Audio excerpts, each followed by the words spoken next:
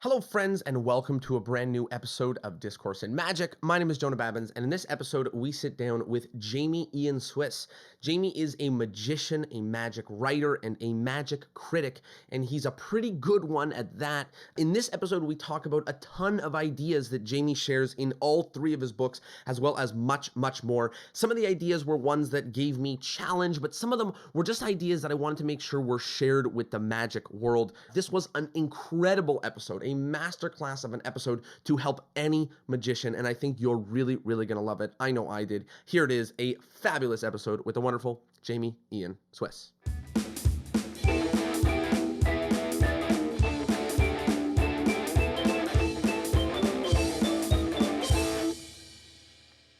Hello, friends, and welcome to Discourse in Magic. My name is Jonah Babbins, and I am here with the one and only Jamy Ian Swiss. How are you? Fabulous. I am super excited to be here with you, and I'm excited because rarely do I get the opportunity to read multiple books of the person that I'm interviewing, and as I just mentioned, I took a whole whack of notes, so I have lots to talk about, and Oh my God, you mean a prepared interviewer? It's almost like a paranormal event. yeah.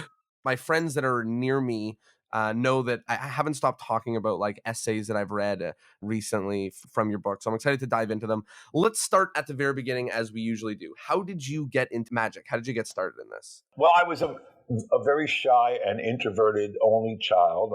I've since outgrown that phase.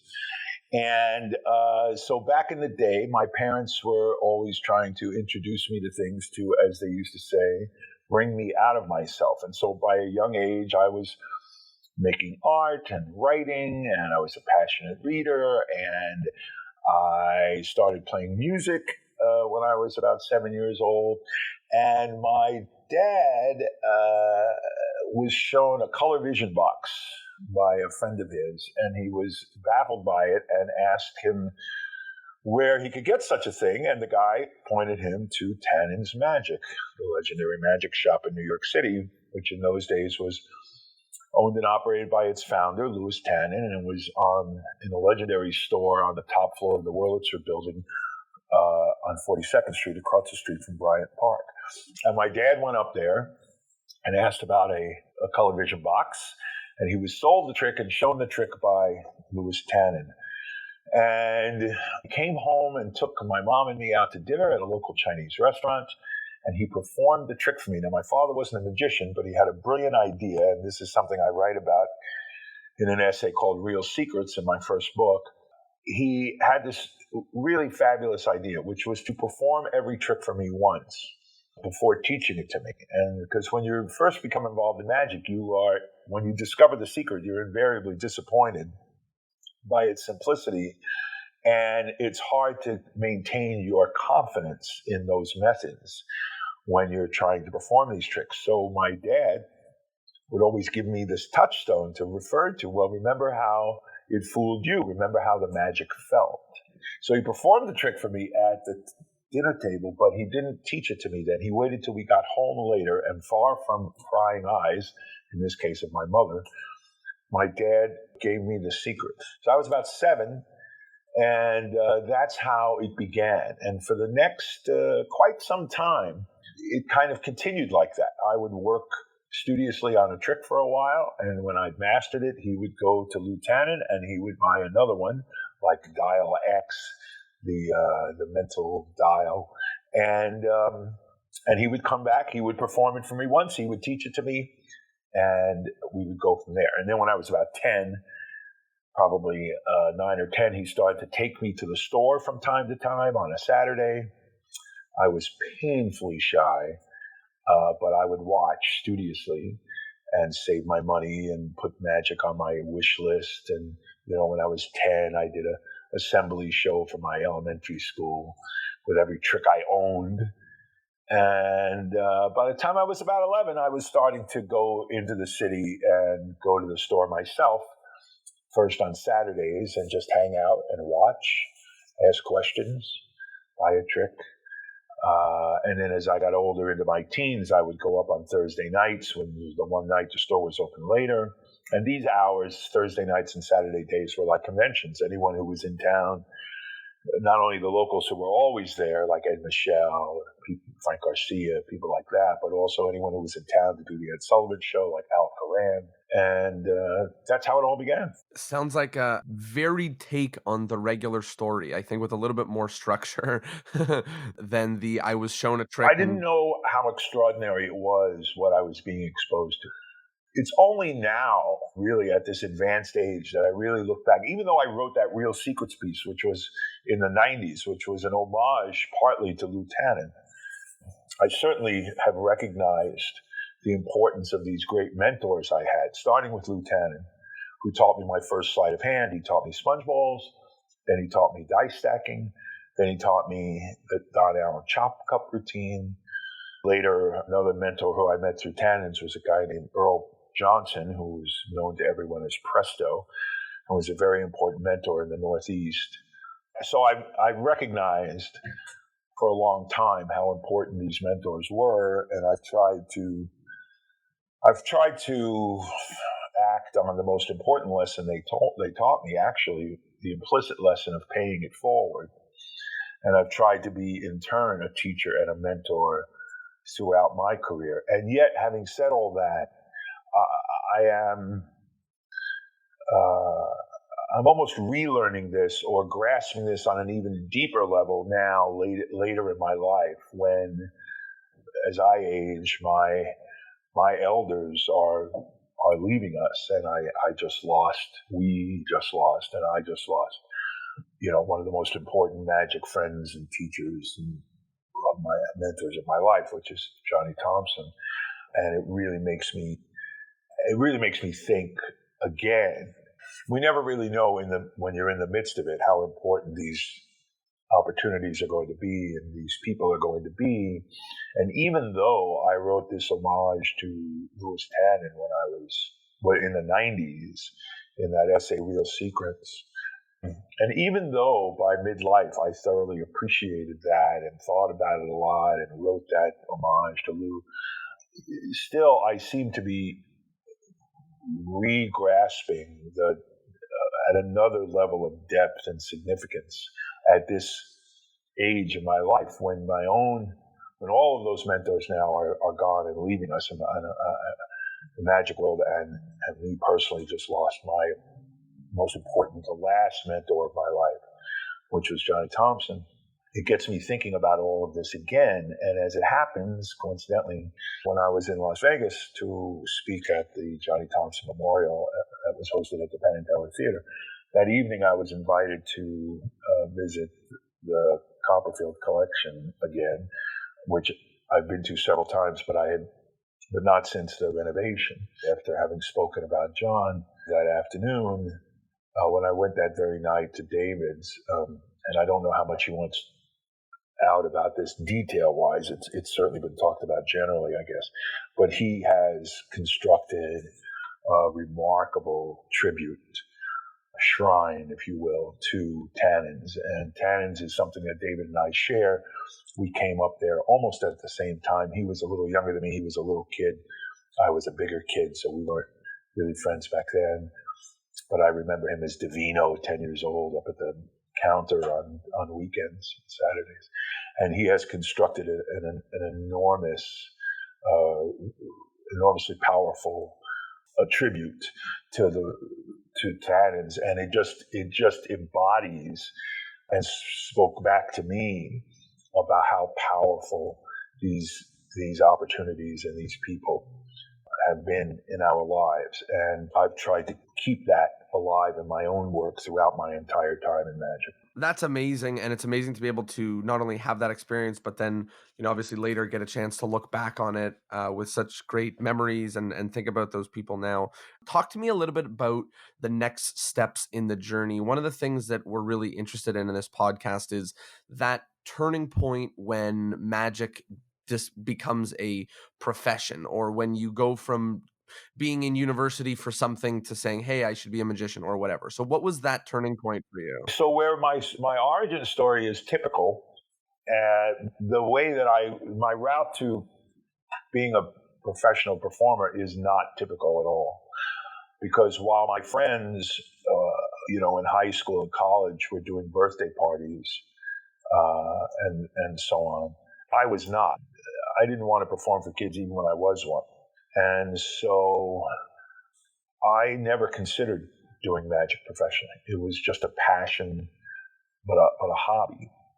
And part of the reason for that, I realize it took me years and years to discover this, but I was raised with a bias, an unspoken bias, that the arts were really, really important. Creative things were really, really important.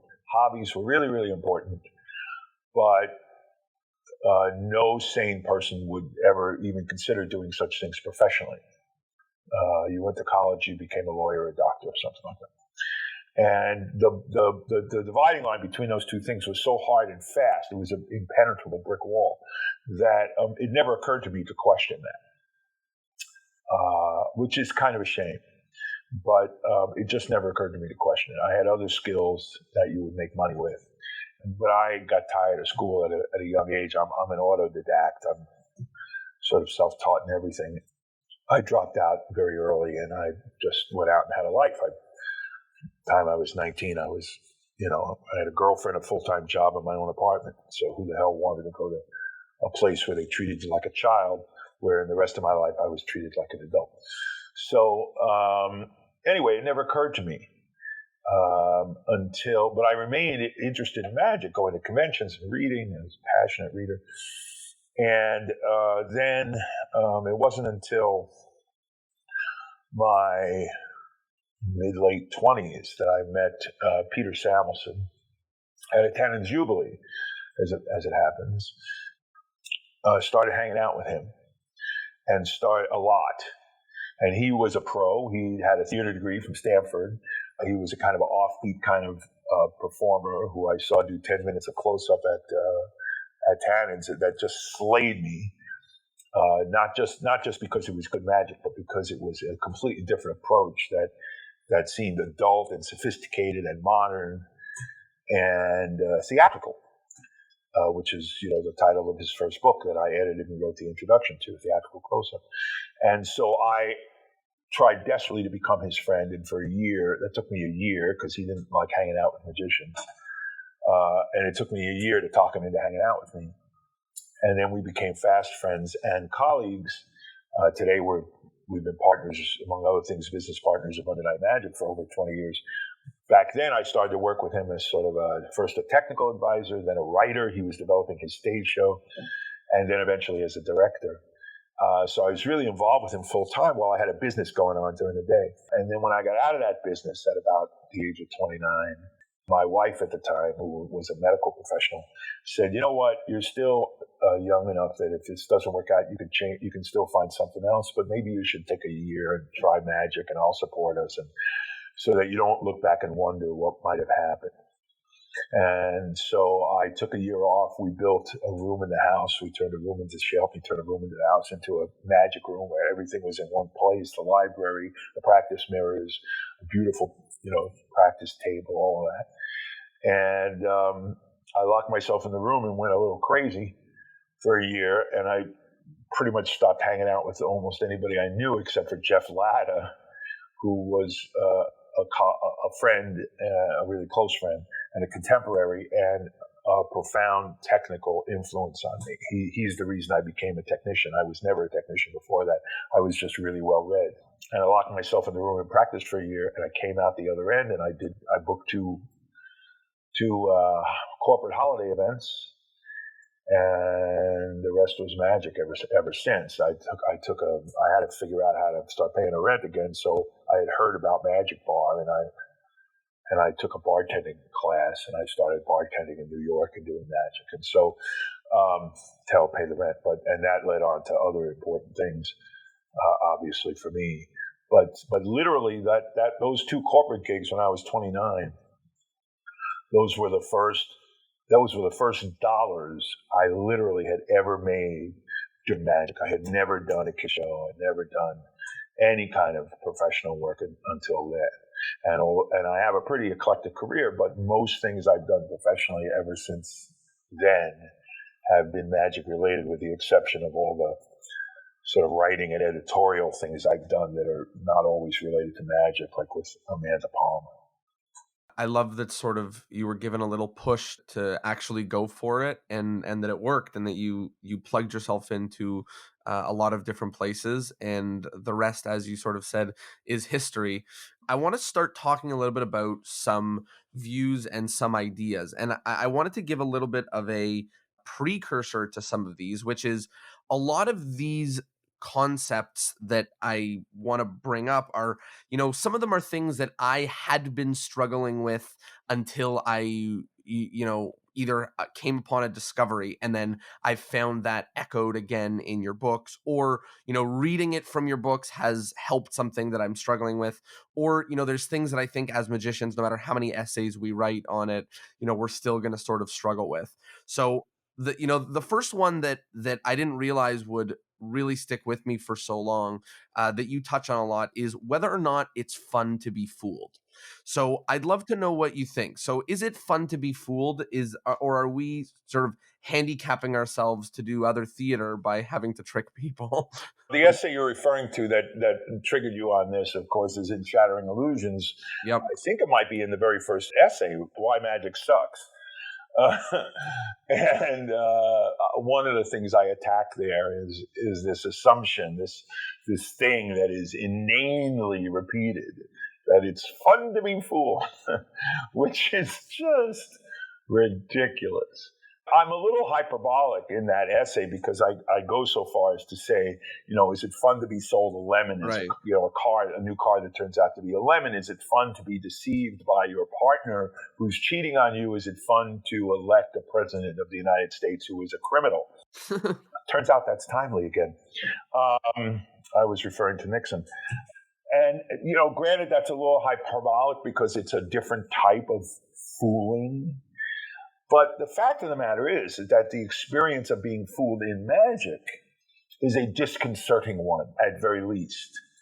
And depending on how much focus and emphasis you put on the depth and extent of that fooling, how thorough that deception is, how utterly confounding it might be, the more it is, the more thorough it is, the more disconcerting it is for many, if not most people. It creates a kind of dissonance, a cognitive dissonance, that the person's confidence that they understand much of the way the world works is challenged, and they don't understand. Now, many magicians avoid this experience. They avoid it for themselves, and they avoid it for the audience, because they're people who just are in the business for the reasons of making money and to please people.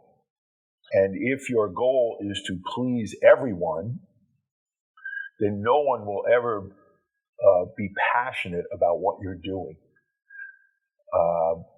They will find you pleasing. And I am utterly uninterested in being pleasing as an artist or as a person in the world. I'm interested in being good and interesting. And I'm interested in experiences and in art. The kind of art that attracts me is art that is not pleasing necessarily or upholds the status quo the way the summer blockbuster movies are designed to do, but rather provokes me into thought and feeling and mature adult feeling. And, wonder, this whole idea of it's fun to be fooled, it also plays into this word wonder, which is also misused and abused by magicians, because it's always paired with this word childlike wonder. And as far as I'm concerned, find your inner child and slap it, because this notion of childlike wonder is about a kind of not knowing. Oh, a kid doesn't know anything, how anything works, so it believes, in magic and God and angels, and that's what we should be getting from adults. Oh, bullshit. I couldn't be less interested in any of that. The reason it's no fun doing magic for New Agers is because if you can't tell the difference between fantasy and reality, what impact is magic supposed to have? Right. Right? I want people to know the difference. Magic is inherently a secular art form, a rational, intellectual art form, in the sense that the audience has to know the difference between what's possible and what's not possible in order to appreciate the inherent dissonance and irony of conjuring.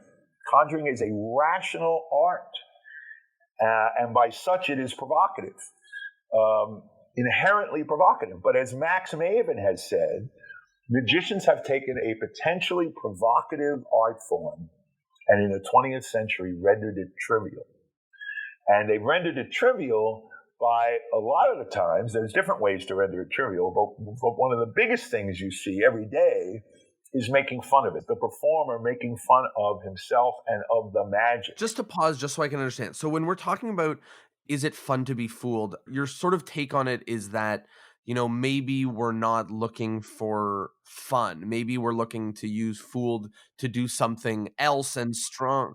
Well, fun's a loose word, and I'm not saying we shouldn't be making it enjoyable. I mean, you look at Tamariz. I think Tamariz is just a form of perfection of the art, not the way we should all be doing it. Nobody could do it exactly like Juan does it. He's sui generis, but nevertheless, the notion that it is in Juan's hands deeply deceptive, impossibly, impenetrably magical, and at the same time, it is also delightful and social. So what's the separating factor between magic that's fun to be fooled and magic that makes you say, like, fuck you, magic, man? Like, there's magic that we've all experienced as performers, both sides of the coin, right? Well, that's not, but see, it's not the magic. That has to do with the persona of the performer. In other words, the way most magicians avoid this problem, they don't want to be faced with the dissonance and the discomfort of the audience. They don't want that. They can't stand it. They just want to be liked. We call these people hacks. Okay? So a hack is someone who gives, and I write about an essay about this in my third book. A hack is someone who gives the audience too much power, who above all wants to please the audience and make everybody happy. And that's the only thing that counts to them. That's the priority. That and that the check clears. So they avoid any of that dissonance by making a joke out of the magic, making fun out of the magic, having no commitment to the magic, and by the way, also mostly doing shitty magic. Okay? Because if you do shitty magic, you're not going to create any dissonance. You're not going to create any discomfort because everybody goes, that's cute. Right. Right? That was fun. That's cute. That's cute. So first of all, you have to do really, really, really good magic if you're going to create that dissonance. And then you have to figure out how to deal with that dissonance. There's one of my favorite theoreticians in all of contemporary magic is Whit Hayden. He has written little snippets of theory in two of his booklets. One, it's like 2 pages or 3 pages in the Monty book. And then it's like 4 pages in the Chicago Surprise booklet. And buried in those handful of pages is some of the best goddamn theory you'll ever read on the nature of magic and how magic works. And one of the things he talks about is that magic creates this dissonance in the spectator's mind. He talks about perching the spectator in a pointy place that's not comfortable for many people, and that you have to resolve that discomfort with a combination of persona and story and so on, and charm and humor. And he says, I'll quote this. He says, "The sword of magic is concealed in the cloak of theater." So the point is it's not about the magic per se. I mean, you can avoid the whole problem if you just do weak magic and make fun of it like a jerk. And by the way, I'm not talking necessarily about comedy. There's a difference between real comedy magic and what passes as comedy magic. So real comedy magic is somebody like, Matt King, where the magic, when you get to the core of it, is strong. Nobody walks out of a Matt King show. They're all busy laughing and liking the guy, first and foremost. But if they think about the magic, if they think about the beer bottle, or they think of whatever the hell, or they think about the thumb tie, if they think about if they pause to getting around to thinking back about those tricks, they don't have a clue as to how any single one of them worked. They didn't get a flash. They have no idea. Okay, they have no idea. Versus hack comedy magic, which is you buy it from the store and you say the jokes that are. Yeah, you do the invisible deck. You do the invisible exactly. deck. Why is the invisible deck so popular? Not because it's just a great trick. Yes, it's a great trick, of course. But that's not the reason it's so popular. It's so popular because, and it's actually Eric Mead who pointed this out to me years ago, because it comes with a presentation. It comes with it. Okay, you don't have to do anything. Right. There's no work is required. No work is required. Now, there are a couple of performers who have done things with that are notable. There's always the exception. The exception tests the rule, is the proper expression. And, Bill Malone's a notable exception. He's one of our greatest artists. He actually does the invisible deck. But that's not disproof of the idea. It's just an exception. So something on this that you said, I actually did pull the quote just because I did love it so much. So I'm just going to read this little quote from Shattering Illusions, but it says, how many magicians can count the following tricks among their working repertoire? Chop cup, invisible deck, burn bill to wallet, cigarette and coin, linking rings, zombie, Professor's Nightmare, 6-card repeat, broad trick. Does this describe your act? Do you use standard presentations, plus or minus a few stolen gags? Congratulations, you've achieved the epitome of the journeyman's magician.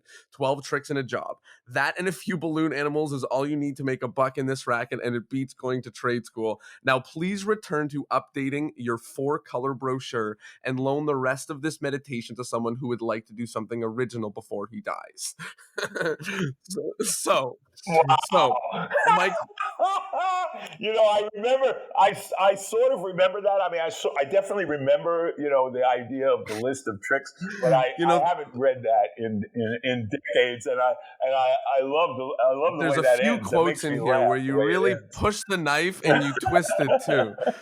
So let me ask, like, but I have to offer a caveat to that. Okay, so you have to remember, especially with the first essay, the first book, the first series of essays, which was written in Genie. Mm-hmm. They weren't written for the book. There was a series in Genie, and it was really my first public writings in magic. I wasn't known as a writer at all. I had done the introduction to Peter Samelson's book before that. I was sort of waiting to write, and until I felt I was ready. And so, there is I am, among other things, not entirely or solely, but I am, among other things, a polemicist, and I am deliberately a provocateur. And in the immortal words of Otto and George, I sometimes exaggerate to clarify. The one exception I would point out very quickly, the one qualifying, not exception, but the qualifying note I would say, is the important thing about that list and that idea that you just read is the gestalt of it, the totality of it, the context of it, okay? Because there's nothing wrong with doing a routine for the chop cup or the linking rings. These are classics. These are not necessarily stock hack tricks. They can be made into stock hack tricks, and they often are, but they are classics. And magic is constructed of, a very limited number of basic effects and classics, and magic is a very much an interpretive art, much like the Great American. If you're singing the Great American Songbook, like Tony Bennett does, that is an interpretive art. And so, and you're dealing with classics and how to figure out how to make the classics your own. And magic is the same. So I'm not saying that you don't pull me. Someone should not, I'm not saying you were, but someone should not pull me out of context and say, well, Jamy Ian Swiss said you're a hack if you do the linking rings to the chop cup. No. I'm not saying that at all. I do get that, and I do know that a lot of these quotes that I'm going to pull are probably some of the more exaggerative ones, just because the language is so fun. But I am curious, and you talk about it a little more, and we'll get a little bit more into like creativity and originality, but what is right? Like, part of me says, on one end, people are telling me like, these are the classics, learn the classics, do the classics. And I'll give you a great example. I was working on a chop cup, and I started hearing from my close friends, they said, this is good, but you really have to watch and deeply study Don Allen's Chop Cup. And of course, it's the most prolific routine. And what I said was, I've seen it. I've seen it a few years ago, and I don't want to do Don Allen's Chop Cup. I want to do Jonah Babbins's Chop Cup, but it does feel like Jonah Babbins's Chop Cup is not going to be as good as Don Allen's Chop Cup. That's why people keep telling me to watch Don Allen's Chop Cup. So I'm confused. Like, should I be doing a classic as the best it's ever been done, or should I take a classic and ruin it, or not ruin it, but do my best to put my artistic spin on it, however shitty that might be? It's such a great question and really properly formulated. Again, I'm going to go back to with Hayden, who says originality is overrated. Again, but now you have to take that in context and go, well, what does he really mean? Well, what he really is saying, that it's a little out of context. It's deliberately provocative, but it's a little out of context. Because what it really means is originality is overrated for beginners. Right. And that, it is ludicrous. I constantly see this, magicians who've been in magic a year or 2 years, or oh, this is mine, and I'm publishing this, and I'm putting out a video, and this is, no one's ever done this before. And it's really tiresome because you don't know anything yet. Right. You're busy inventing. You think you're inventing, but you don't know anything yet. And it's not just that you don't even know whether it's already been invented before you, of which there's an excellent chance. Right. But more importantly, it's very possible that you've invented something that's new and not good because you don't know enough to know what's good yet. Right? And so, I'll answer this in a couple of different ways. So we talk about the cups and balls. I always say, and I don't just say this to amateurs, I say this to experienced professionals. I've said it numerous times, just even in the past year, to professionals, which is, if you're new to the cups and balls, just learn the Vernon routine. And when I say learn the Vernon routine, I don't mean just kind of figure it out so you can walk through it in front of your practice mirror. I mean, go out and do the Vernon routine for a year. And once you do it, because it's incredibly difficult, and it's incredibly difficult to perform, to learn how to perform that thing. And when you've done that for a year, and you know that you're working from a very good blueprint, from a very solid blueprint, which is the Vernon routine, now it's time to either, whatever your choice is, you want to go and change it up totally and do something completely different, radical, or it's time to start making changes and adjustments in a process through which you will make it your own. Because that's what happens over time. When we talk about the Chop Cup, this is a good case where we have to differentiate between the magic and the persona and the personality of the performer, right? So Don, who was the greatest professional close-up magician of his time, really. He personified professional close-up magic. And if you talk to anyone in my generation, talk to Michael Close, you talk to any of us guys, we saw Don Allen on TV, on the Johnny Carson show. But I could tick off every trick for you now, 50 years later, of what he did. And a lot of it is stuff I've used over there. He did the nailed nickel. He did the Chop Cup. He did the hat routine with the lump of coal, with the lump of coal. So we all looked at that and we said, I want to do that. I want to be that guy. And he defined a style that made close-up magic in that time contemporary and accessible and effective. And part of it was this kind of wisecracking, funny, witty, fast-moving. I mean, he defined this. And I'll never forget reading one of the most idiotic reviews I ever saw in my life. This is decades ago. But when that horrible Don Allen book came out, that does really very little justice to that great creator. But in one of the reviews said, oh, yeah, well, we've heard all these lines before. Yeah, you've heard them before, but you didn't even know they were Don Allen lines because they become stock lines. So that's not a diss, buddy. You're supposed to be writing what's genius about that, you moron. So now comes, and I'm going to draw a straight line here because there is a straight line to be drawn, between Don and Eugene Berger. And Eugene Berger also, 30 years later, 20 years later, had a profound impact. A generation later, had a profound impact on how we think about close-up magic.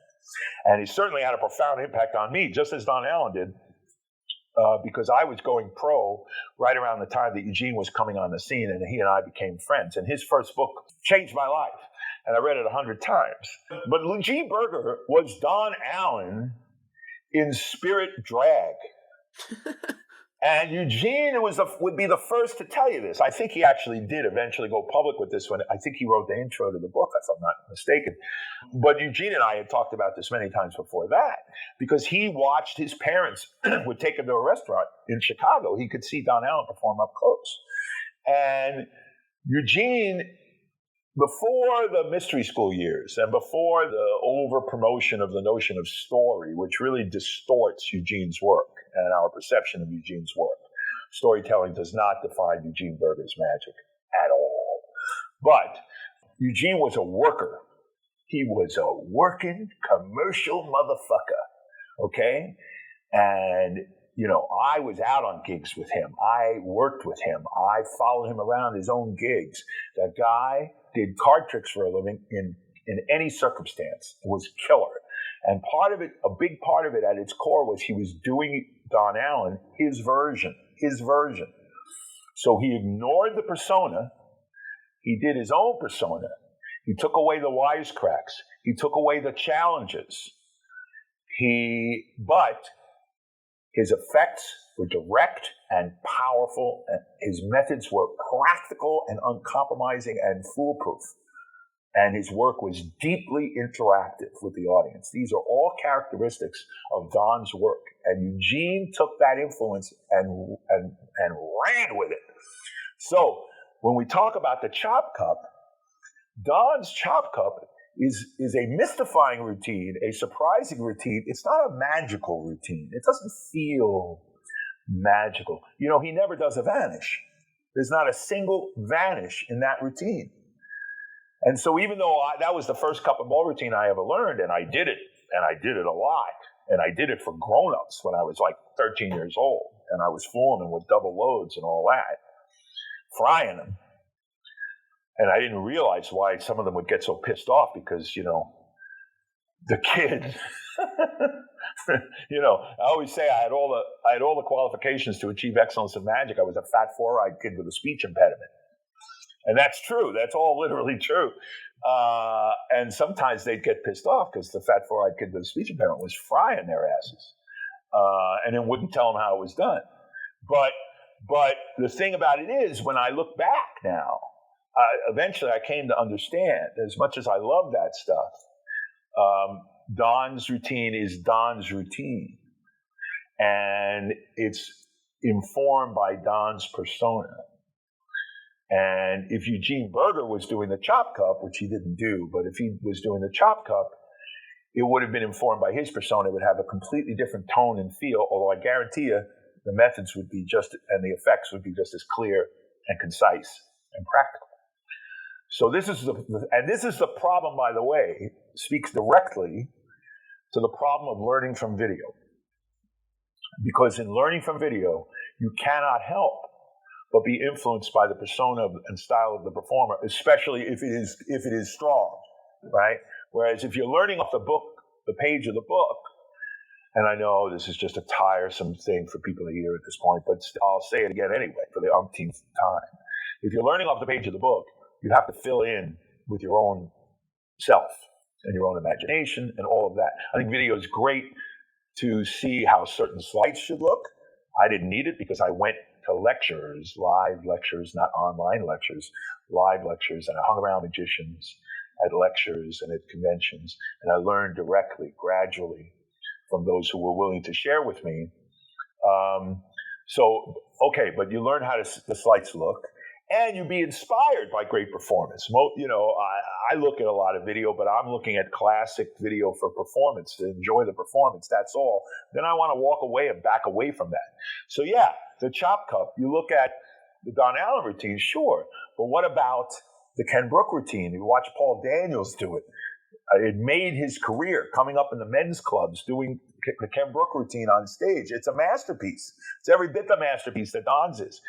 Or you look at Ron Wilson's routine in the Ron Wilson book. Fantastic, with wonderful magical elements. Or you look at the Larry Jennings routine. So the idea, if you're doing a classic like the Chop Cup, is to look at all of those and not worry about whether it's going to be great or not, because guess what? It's not going to be that great until, like Don Allen, you've done it 1,000 times. That's how anything gets great. Nothing comes out of the door great. So once I do Don Allen's Chop Cup routine 1,000 times, then I have to say, like, now how do I make it my own? I think in the case of, it's a difference between something like the Chop Cup and like the Vernon Cups and Balls. The reason I recommend the Vernon really literally doing it is because it makes sense of all of that technology, for lack of a better expression. Whereas the Chop Cup is pretty simple and straightforward. I don't think it is necessary. I would not recommend necessarily learning the Chop Cup routine flat out. Unless, I mean, it worked for me. It was good for me because I was a kid. I was really young. And so, yes, I had a thing to use. And by the way, when it was taught to me, I didn't know it was Don Allen's. I never saw Don Allen do it. It was just taught to me by Lou Tennant.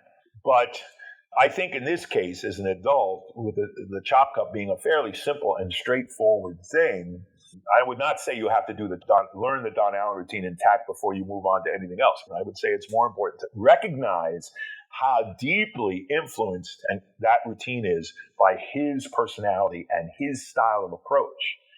And I would first study a bunch of these versions and then decide on a version and lock into that for a while, and then do that over and over as you try and evolve your relationship to the material and how to make it your own and how to put your personality out there and point of view out there through the piece. So, I almost never do the Chop Cup, but on the rare occasion that I've had some reason to do it. But I always, for example, put in a penetration, and I always put in a vanish, a really pure vanish, because you could do a beautiful vanish with a Chop Cup. And to me, that's magical. Right. And I want that magical feel. Right. I never want the idea of a guessing game. We're going to make it a guessing game. You're going to be right or wrong. To me, that is an underlying premise, a subtext that I don't want anywhere near anything I'm doing. So I want to move in the same direction, but talk a little bit about copying and thievery and stealing, and less in the direction of the stuff that we know is wrong and more in the direction of the stuff that some might argue is gray area. You said some interesting things that opened my eyes, which was that creativity is hard, and magicians often use, and I am at fault to this, saying things like, well, I'm good at creating this, but that kind of creating I'm not very good at. So I just borrow for that, and then I create in the area that I do. And you mentioned quite a few times that, like, all artists spend most of their times worrying about creating and being original. And that was sort of a wake-up call for me of saying, like, am I just complaining? Like, am I just complaining about having to work very hard instead of buckling down and doing it? And that's why I have other people's versions of things or Franken things left in my act? It's all lazy excuses. It's all crap. It's all, do you want a little cheese to go with that wine?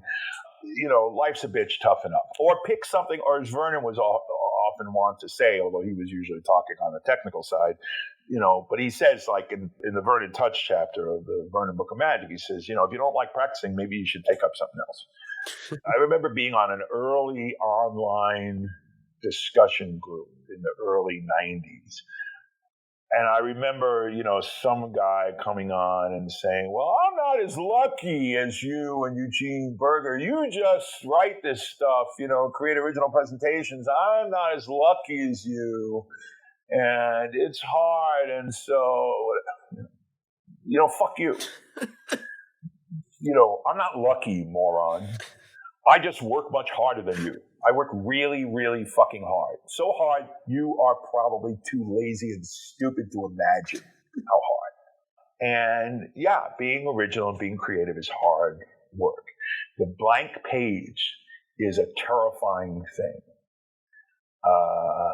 And all my life, I've had I'll read a magic book where I see a trick. I don't read. I read so much magic, and I have a professional repertoire. I'm not in search of material, but I always have my eyes open. And on the rare occasion I see something that appeals to me, I would photocopy that and I would stick it in a folder so that if I was having a day where I went, you know what, I want to maybe work on something new, I could go through this folder, and there it all was, stuff that I liked, stuff I could do, whatever. But then the thing that would decide, I'd have to think about whether I took it whether I ever made it out of the folder onto the table, was, can I make this trick my own? Is this trick reasonable for me? And can I find what it's about for me? Can I find a way to make it? I worked with Penn and Teller for years as a consultant, as a writer, whatever. And, that's their whole lives. You watch the two of them working. Teller is constantly researching old magic books and thinking about tricks. Penn is constantly thinking about ideas, stuff he wants to talk about. And they get together on a regular basis and they go, well, this is what I'm thinking about. Penn says, I'm thinking about this subject. Have you got a trick to go with that? And Teller says, I'm thinking about this trick. Is this something you think we could talk about?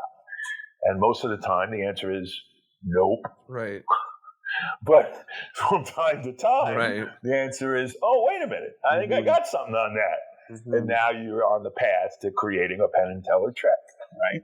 So it's the same thing. And as you get older and more experienced, you develop a much better intuition and a sense of what's not yours, what you shouldn't be doing. You might love it. I have tricks I love and might even sometimes occasionally practice and still play with, but they're never going to be mine. They're never going to really suit me. And you get a really good intuition if you're working hard enough at it to figure out, to at least say, and that's probably not going to be a Jamy Ian Swiss trick. That's probably just not right for me. And you can save yourself the time. Can something becoming, I guess maybe not a Jamy Ian Swiss trick, but I'll maybe talk for myself or for the general magician, but if I did another routine, but the routine verbatim, just with my presentation and my words, is that okay? Is that not okay? Am I still? I think that can be fine. I think that absolutely can be fine. The other day, I got back from Chicago. I just worked at the Chicago Magic Lounge, and because I was in Chicago, I was thinking a lot about Eugene, who I always would have visited with, sometimes stayed with when I was in Chicago. And I went back and I read the memorial piece. Someone talked to me about the memorial piece I had written about him. And I went back and I read it myself because it just sort of helped me visit with him in my mind.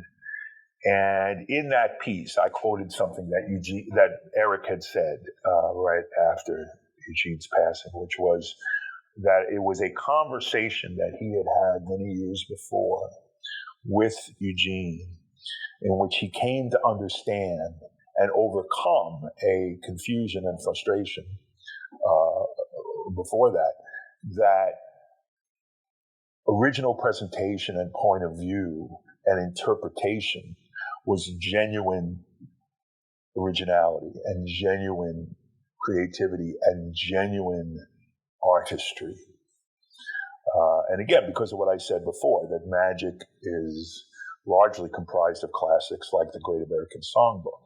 And the important thing is to make it your own. Now, most thinking magicians will make at least small technical adjustments or, will, especially if you're doing something. I still approach the same way I did as a kid. If I'm taking on a new trick, the same way I suggested about the chop cup, I'm going to go through the library. I'm going to start with Tarbell.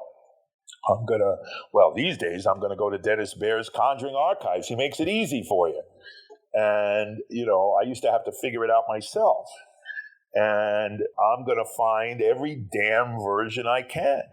I just was doing this recently because I worked Speakeasy Magic in New York City, and the conditions there are very demanding. It's a great gig, great venue, but the conditions there are quite demanding. And also because there's a bunch of magicians working, there's a lot of people who already own a lot of classic plots, and they're being very careful and attentive about not repeating things because 5 performers come to everyone's table. at first when they said to me, you need 12 minutes to do 5 times, I went, well, that's easy. I can pull that out of my repertoire without even thinking about it. But once I got to start to drill down, it started to get challenging, and I had to go a little deep in my repertoire. And I also had to, I had to revive some older stuff. And I also thought about possibly developing some new things for it. And as I was working on some of those things, I went to Conjuring Archives, I went to my library, and I'm pulling out every version I could find of a certain trick to see how different people did it. And then I'm going to assemble my own version. So I still think that's the way to do it. And I think if you do that process, the cause and effect, it's not from the standpoint of, I must make this my own by doing a version that no one's done. I don't think that's a requirement you should stick to. But I think if you go through that kind of research, you're going to find things and you go, I don't really like the way he does that. But boy, I think this is a cool little piece. Can I take that piece and do something with it, Well, whatever. I mean, I can think of routines where I'm completely not a fan of the creator or the routine, and yet there's maybe one little element where I go, well, that's kind of cool. I think I'm gonna use that. So it's not about, I must make something from whole cloth that is my own. The important thing is how you make it your own. Eugene Berger said, presentation is the point at which you put yourself into your magic. And if you're doing someone else's presentation, it can never be as good because you're putting someone else into your magic. And that brings us back to your original question, which is, creativity is hard. It shouldn't be about for the sake of it. It should be because art is a means of expression. The reason we work so hard on craft is because every art is a very limited channel through which to communicate ideas.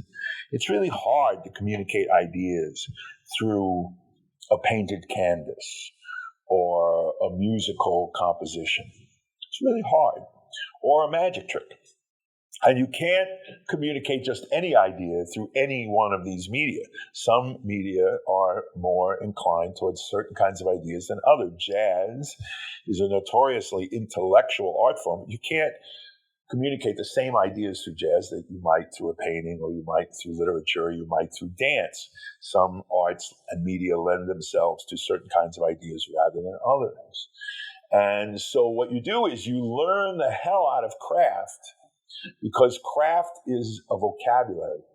It gives you a vocabulary by which you can attempt the incredibly difficult task of shoehorning an idea through the megaphone of your particular medium. And that means you have to have a lot of craft, and you have to think a lot about the ideas until you get the two to blend in some way that you can communicate them to an audience. One thing that's become really clear to me, which is something that you mentioned, but I think it puts a lot of this in perspective, is, I was a close-up performer for many years, and I felt like I had figured that sort of thing out, the whole creativity thing out, which was that I would read or watch some magic, and then I would do it until I was doing so-and-so's routine, and then I would do that until eventually it was this Franken routine that was kind of my own, and I knew that it was my version of someone's thing because I had done it 1,000 times and it had evolved.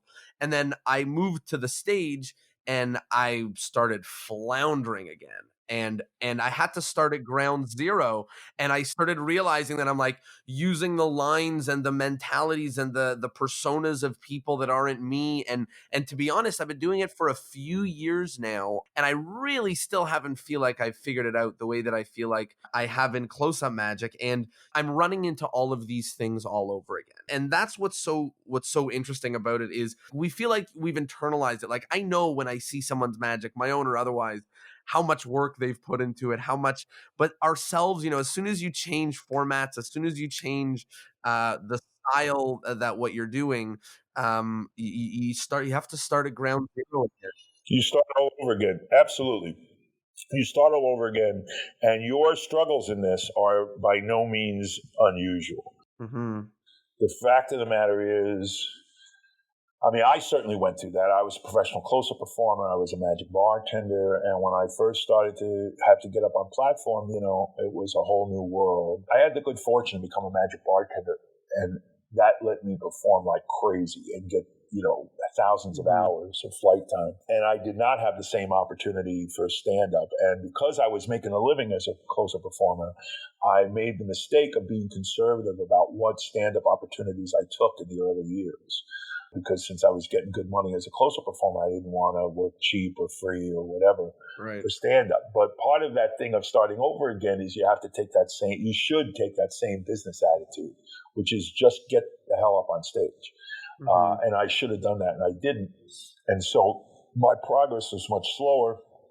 And, fortunately, what helped me out partly on that was Monday Night Magic, producing Monday Night Magic, especially that made me an MC, because I was able to start emceeing those shows every other week with Todd Robbins, and I learned to become a really good MC. Though eventually, the track that I had started on for stand-up was mostly about filling the bill, being able to say yes, get that check, do the corporate gig. And I realized after some years that really what I was doing on stage was, was working, but it wasn't really me in the sense that the close-up stuff was. And I started all over again. I basically tossed my repertoire, and I used Monday Night Magic to develop a completely new approach. And I drove some people, including some of my partners, crazy doing that, because at first I sucked. And I just had to go out on stage and keep sucking until I figured it out. Yeah, I definitely feel that. One of the things that resonated with me in what you were writing, and I actually, I just went to see Book of Mormon last night, and I was thinking about this quote the whole time, which was, you said, what an audience craves is point of view. Yes. And I think that does a good job of it answers like half the questions that I'm struggling with right now, because the answer of like, what should I be saying in my magic, like, okay, so I have to say something unique, great, like great, what in God's earth, like, do I want to tell these people, like, what should I be, like, that whole spiral. This is sort of what I was looking for, the pat on the back that, like, it's like, whatever, like, the audience is coming, they're sitting in the seat, they're like, their palms are open, they're like, tell me what you think. And then we go out there and we do someone else's act that says nothing about anything, and then we say goodnight. And like, they're like, they didn't get what they wanted, they didn't get that point of view, they didn't get to see what someone feels about the world or wants to express or whatever. It's just this endless cycle. There's a joke in math where teaching is the experience of information going from the notebooks of the teacher to the notebooks of the student without passing through the minds of either of them. I think about that when myself or other performers feel like they're doing, maybe 3 sentences short of someone else's routine, right? So talk to me a little bit about this idea of what the audience craves as point of view, and what we can do to squeeze that out of us. First of all, you see this in any live performance. Ask yourself, who are my favorite? Get away from magic for a moment.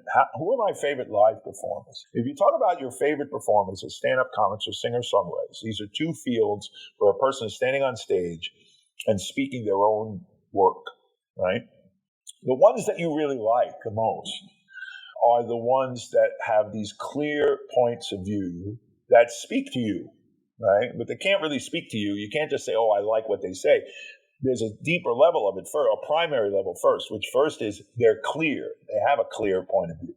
Because if they don't have a clear point of view, then you can't make up your mind one way or the other if you feel positively or negatively. You might really dislike a particular performance style and point of view perspective, right? But at least they have a clear one. Now you're motivated to make up your mind about something. But there's a lot of performers who just kind of go from one thing to the next, and they're kind of, like the singers on AGT, right? Or any of these other contest things, the song or whatever they're called. I don't watch any of that crap. But those singers, they suck. They all suck. And the winners all suck. They actually suck. Why do you say that? Because the judges, they suck. And the standards that are being applied suck. And the application to art is zero. So every singer who comes off those shows with a prize, first of all, their careers almost invariably go nowhere. And to the extent that they go anywhere is mostly they're doing warbly versions of the Star Spangled Banner at sports events, right? With way too much vibrato. Because that's what those judges, with their tastes up their ass, reward. You seem sour about this. Oh no, I'm not sour about it. I just don't watch any of it because I know it has nothing to do with what's good. Mm-hmm. The biggest damage of those shows do is that they miscommunicate to young people how art and show business works, and they make people think, "Oh, I could have a career that way." Now, there are cases where people get careers because of those shows. No question about it.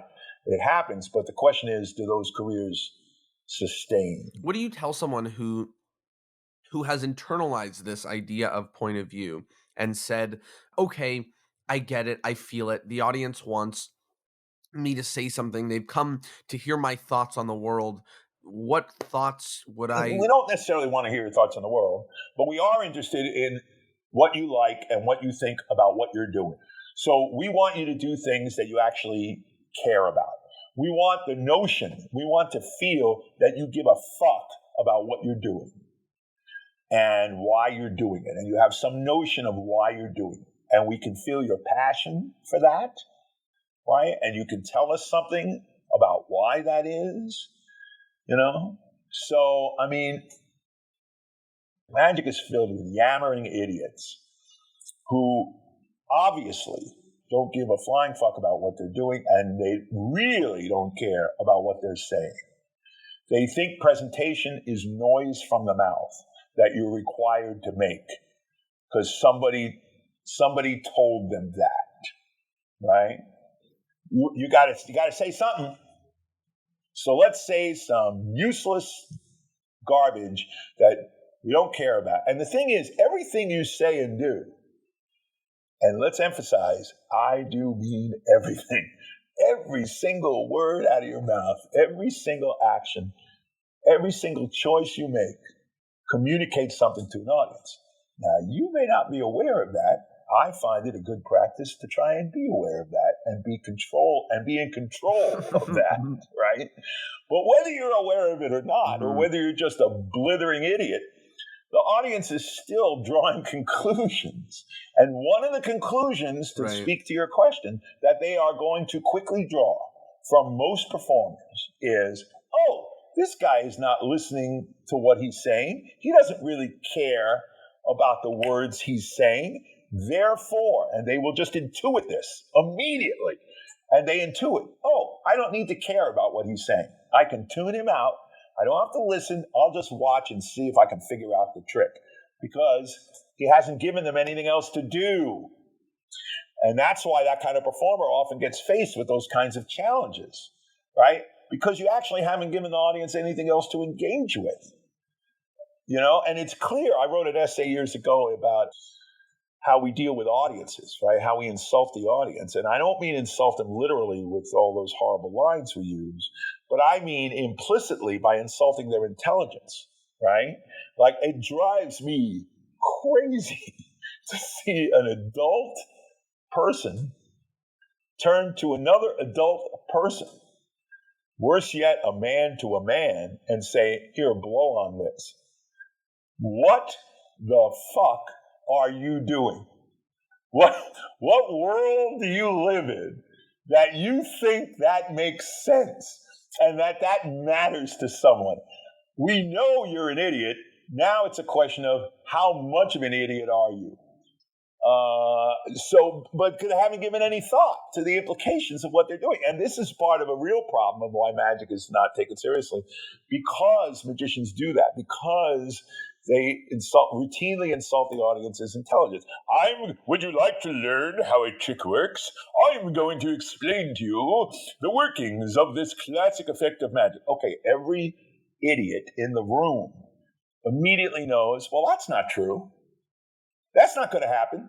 I want to come back to this idea of insulting the audience, but I first want to talk about two other ideas that I need to talk about it more, which is that oftentimes when I'm watching magic, it's very hard as a magician to watch magic and know whether or not an audience will be fooled by it. And whether or not, assuming that this will fool an audience is like really Mm-hmm. Mm-hmm. insulting to an audience, or whether I just know too much as a magician and what I know is different than what they know. And I'll give you an example, which is I watched a trick recently unfold where everyone put pieces of paper in an amaze box and they pulled out a dozen of them. They were each colored and to write down a list of 20 things, and then it was predicted somewhere. And somewhere about the third item on the list, I had a feeling that not only did the audience know how this trick was going to end, but they didn't care, nor did they want to see the other 17 items come out of that. Right. But it's very hard for me to know that. And part of it comes down to two different things that you talk about, which is the two perfect theory,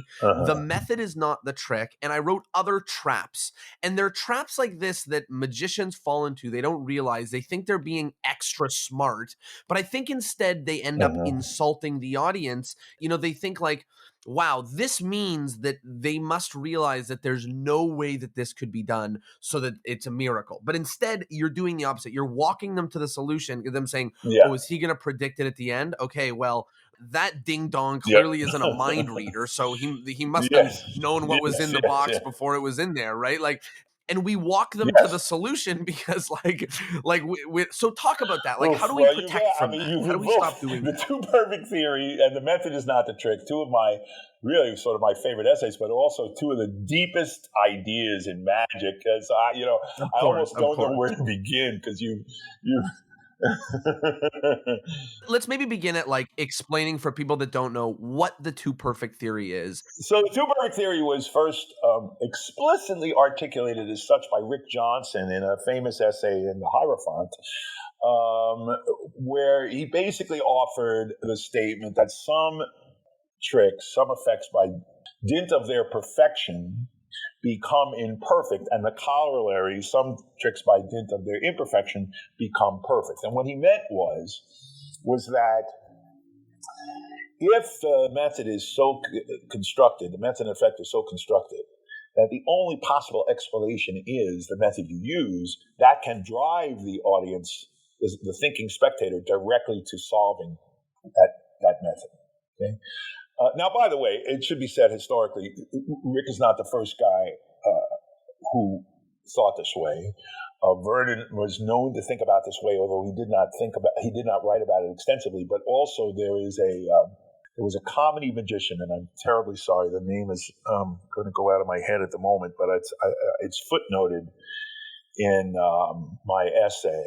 There's a guy who was a noted MC and comic magician, a working guy, and also did magic conventions like in the 40s and 50s, and he wrote a little manuscript with some great magic in it, including like a Bill and Lemon or some object in impossible location. Pretty sure it was a Bill and Lemon, and he absolutely explains why, in this case, you wanted to sort of soften the claim of the effect in order to avoid driving the spectator to the method. And he articulates it in a way it's virtually identical. It presages Tommy Wonder's discussion of the trick of the watch in impossible location. That's the climax of the Books of Wonder. Even though Tommy claimed to not adhere to the two perfect theory, but that's a whole nother story. I don't want to get into that. So right can you just give an example of the two perfect theory just for people who don't know? Like now. maybe Okay, I will tell the Tommy Wonder story. So Tommy Wonder, who's one of the greatest magicians of his time, and indeed of all times, and with Stephen Minch wrote the Books of Wonder, among the most important literature of the late 20th century conjuring literature. He was also a dear friend of mine. I knew him very, very well, and I knew him for a long time. And one of Tommy's many, many great tricks is his wonderful, simple routine for a vicious card, really with few phases, very mysterious, very clear, beautiful little handling. And then it ends with the card in impossible location with a little box that he puts out on the table at the beginning. And it's using the classic Bruno Hennig method that I've published many variations on. in which there's a duplicate card that's folded and rocks. It moves. It's because it's on a thread in the box, and you secretly steal and fold the selection, and you do a shuffle pass. Right? Great, wonderful, wonderful, wonderful method, wonderful effect. Probably my favorite single effect, which is a card in impossible location. One of the mistakes that sometimes happens with this plot and this wonderful plot and this wonderful method is this magician will hand the spectator the container at the beginning and say something like, "Sit on this." Okay? So now you go through the whole routine, and then you say, "Give me the box." And now you do the thing, and you hand, okay. So at first the audience is totally surprised and mystified, and that initial reaction, you should never be satisfied with the initial reaction, because you should be trying to fool the audience, not just in the moment, but also in retrospect when they think back and they try and reconstruct, which is not every member of your audience. But I'm always going for the smartest, single, most attentive, analytical method, because if I get that person thoroughly, then I get everybody else. Everybody else comes along for the ride, right? So if that person who's thinking about this experience says, "Now, wait a minute, he didn't get to the box, because if he got to the box, I'd be smiling now." Right. That means the card was never in the box.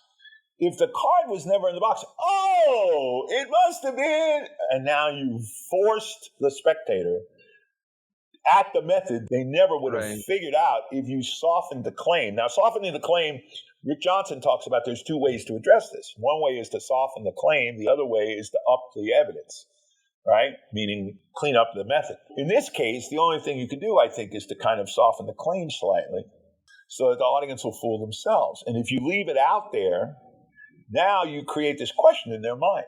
Wait, when did he get to that box? Wouldn't I have seen him get? I don't know. Somehow he got that thing in the box, and I don't know how. I don't know. The guy is great. Tommy wrote in the book that he didn't like the two-perfect theory. He didn't adhere to it. And this is the exception, because generally the two-perfect theory, people who argue against it tend mostly to be amateurs, not 100%, mostly to be amateurs. And most working pros tend to acknowledge it in one way or another. And I saw Tommy. I was a proofreader on the book, but I wasn't editorially querying things at that time. It was just a proof. So then I saw Tommy again after the books came out at a convention, and he walked up to a table. I was at a dinner table with a bunch of friends, and he walked in, and he walked up, and I gave him a big hug, and, "Hey, how are you?" And, I hardly gave him a chance to sit down. I don't think I did give him a chance to sit down. And I said, "Hey, so you don't believe in the two-perfect theory, huh?" And he went, "Well, no, I blah, blah, blah." And I said, "Yeah? Why don't you hand him the box to sit on?" And he paused. He kind of froze. He looks me in the eye, holds my eye, and I'm waiting. And he goes, "Well, okay, that's true, but it doesn't mean I have to like it." And I knew what he meant by that. Right. And Juan is the same way. I've had this conversation with Juan. And Tommy was saying he wanted the magic on such a pure level, as exemplified by his watch to box. He wanted to transcend the two-perfect theory, where it was not a concern because the method was so perfect, was so good, that it could defeat all of that. But in reality, using a certain method, he did not make the mistake of violating it. He actually used it to his advantage by leaving the box out on the table. Two-perfect theory we've got down, and the little dummy example that I use in my head is bring someone on stage, here, touch a card, this one, lovely. And then you snap your fingers and you say, look, it's stapled to the back wall. Exactly. And immediately people say, okay, well, he must have made him pick that card, and that must be a different one. So the next half of it is the method is not the trick. So let's talk about that and how using that maybe insults the audience, or how a magician can miss the point with that. It's a really important idea, and it occurs where there is especially in mechanical methods. It can occur with sleight of hand methods too, but especially with mechanical methods, magicians, especially illusionists, an illusionist who wheels out 6 versions of the thin bass, and she's hiding in there. And, that can be a great principle. There's no doubt that can be a fantastic principle. Some of the greatest illusions in magic are made up of that principle. But if you're just doing that over and over and over again, and also if you're not adding elements of misdirection, presentation, misdirection, the audience is going to go, wow, isn't that amazing? She's hiding in there some way, because there's no other explanation. She's got to be hiding in there. And I could kind of see after a while there, maybe I have an idea how she's hiding in there. Whereas if you look at, even zigzag, which is one of the greatest illusions of the 20th century, but most guys, they wheel that zigzag out and spin it around, and the girl's in it, and then she's out of it. It's like, okay, it's a little puzzle. But if you watch the original films of Robert Harbin doing the trick, he does it like it's a close-up trick, because he gets a spectator up who examines the apparatus and checks out the girl, her hand, her foot, all of this. And there's so much misdirection going on, including the drawing on the front of the box. There's so much misdirection that the audience can't track back to what the hell is going on. And illusionists, famously, they get the mom to buy them the thin sawing when they're 12, and they never learn anything about magic because they just want to be famous. Right. They just repeat the errors over and over again because they don't know anything about magic. My friend, the late Charles Reynolds, great historian, he was Doug Henning's magic consultant. He used to say that every magician, no matter what branch of magic you're in, from mentalism to illusions, should learn and practice the cups and balls, whether or not you ever really perform it, because it teaches all the principles of magic. And if you come to understand the cups and balls, you'll understand more about every aspect of magic, including the ones you're doing. So, but illusionists traditionally don't do that because they think that illusions is like wheeling around the furniture and playing music, which is really not what the great illusionists did. And I'm not saying that there aren't great illusionists in the world. There really are. There absolutely are.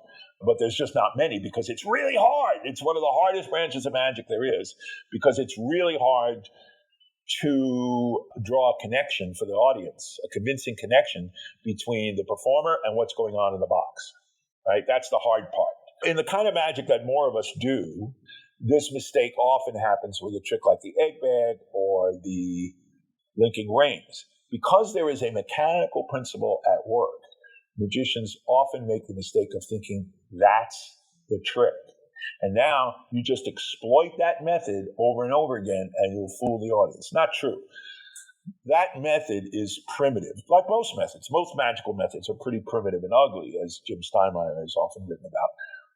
It's all the other stuff you layer on top of it that turns a method into something beautiful, a beautiful, magical, mysterious illusion. And a secret pocket in the bag or a gap in the ring, that ain't going to do it. It's not going to do it. The audience is going to kind of get an idea about that if you keep doing it in front of them over and over again. The truth of the matter is, as exemplified in the work of Guy Vernon, as exemplified in the work of Johnny Thompson, these are sleight of hand tricks. The egg bag is a sleight of hand trick. The linking rings is a sleight of hand trick. But it also does one of those really smart things. It combines methods. And it combines a mechanical method with sleight of hand. And if you master that combination and you master the sleight of hand, these can be among the most beautiful and mystifying effects in all of magic. But if you think the method is the trick, you'll just beat the hell out of the method to the point that the audience really is not impressed and maybe not even fooled. So now that we've got both of these things in our tool belt, I kind of want to address this so that a magician can look at their act and look at a thing that they perform that doesn't get reactions that seems like so impossible, or they feel like it gets reactions, but they know at the end of the day it's not doing what they want. So let's put these two together. So the two perfect theories, that means like you didn't think too hard about it. You think it's so brilliant, but really the method is sitting right in front of them. The method is not the trick. That's people just exploiting the thing to just say like, you can't catch me. Yeah, thread's a great example. Thread's a great example. The floating bill, you hang it, hey, it's a thread. It's hanging there. It must be a thread. So now the question is, what can you do to cancel that? right? And if you look at, the original work of John Kennedy, everybody forgets it's John Kennedy's drink, but the notion of talking about static electricity and crumpling the bill and rubbing it and just getting it to move a little at first and then getting it to stick to your finger and then having it float for the shortest moment as your hands wave and apparently prove there's no threat, and then immediately hand the bill back. That's the way to do the phone bill. So the audience is like, what the hell did I just see? What happened? Right. Did it fall? What? How does a magician become a little bit more sensitive to this stuff? So the most important thing about this, first of all, is another essay is actually contained in a different essay of mine that's repeated. I forget it. It was originally in Antimony, but it's in.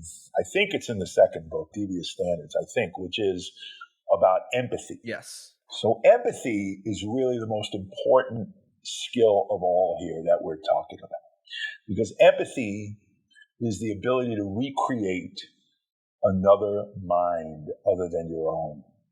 In magic, this is incredibly important. It was Penn Jillette who pointed out to me, we were talking about the fact that he had grown up as a juggler, not a magician, and I had grown up as a magician, and that there were fundamental differences about that, and fundamental differences about his thinking as a juggler till he became a magician, his thinking as a magician. And that as a juggler, you were just trying to learn the trick. When do I get to flash 4 balls, flash 5 balls, something like that? And the audience wasn't a part of it. The audience comes much later if you decide you're going to be a performer. But juggling is full of amateurs who, they're not amateur performers. They don't care about performing. They're just trying to do the trick, that's fine. It's a physical thing. But I was 8 years old when I got my first set of practice mirrors. And the practice mirrors represent not just the eyes, but the eyes and the mind, the consciousness of another person. And I've been thinking about that person and that mind and imagining that mind's experience since I was like 8 years old. And some magicians learn to do this, just like some human beings learn to do it, and some don't. We all know those people who, like, when they give you life advice, they actually have no idea what's going on in your head or other people's heads. The person who's constantly screwing up at work or constantly, pissing off their friends, and they don't know why. And it's because when they start to talk about what's going on in the other person's mind, they actually have no idea what's going on in the other person's mind. They only know what's going on in their own mind, and they assume everyone else's mind's worth the same. Well, there are people like that in the world socially, either socially incompetent or professionally incompetent. And there are people like that in magic who are magically incompetent. I wrote about this somewhere, about a case where a guy showed me a trick at a magic shop, and I said, don't you think that the audience would think X, Y, Z about this? And he said, I have no idea what's going on in another person's mind. I only know what's going on in my own mind. And I looked at him and I said, well, then you're going to be a shitty magician your whole life, because that's your job, dude, is to figure out what's going on in the other person's mind and figure out their experience. And in magic, it's really interesting, isn't it? Because in magic, we fall in love with the experience of magic, typically at a young age, right? And then we spend our lives trying to recreate that experience for other people. And the better and better we get at recreating it, the harder it is for us to experience it ourselves, because we know too much about magic, right? And we're always seeking, I think the best magicians are always seeking that experience, some moment to remind them of that feeling. It becomes more and more difficult. So the only way to do that is to be able to model the spectator's mind. Get out of your own head, get away from what you know, and model the spectator's mind and their experience and what they're feeling and what they're thinking. Now, how exactly to do that? Well, I don't know. It's not all practical. Some of it is, I think, the kind of person you are who has some clue what the hell is going on in other people's minds. But on the other hand, you can also ask. You can also listen to what spectators are saying.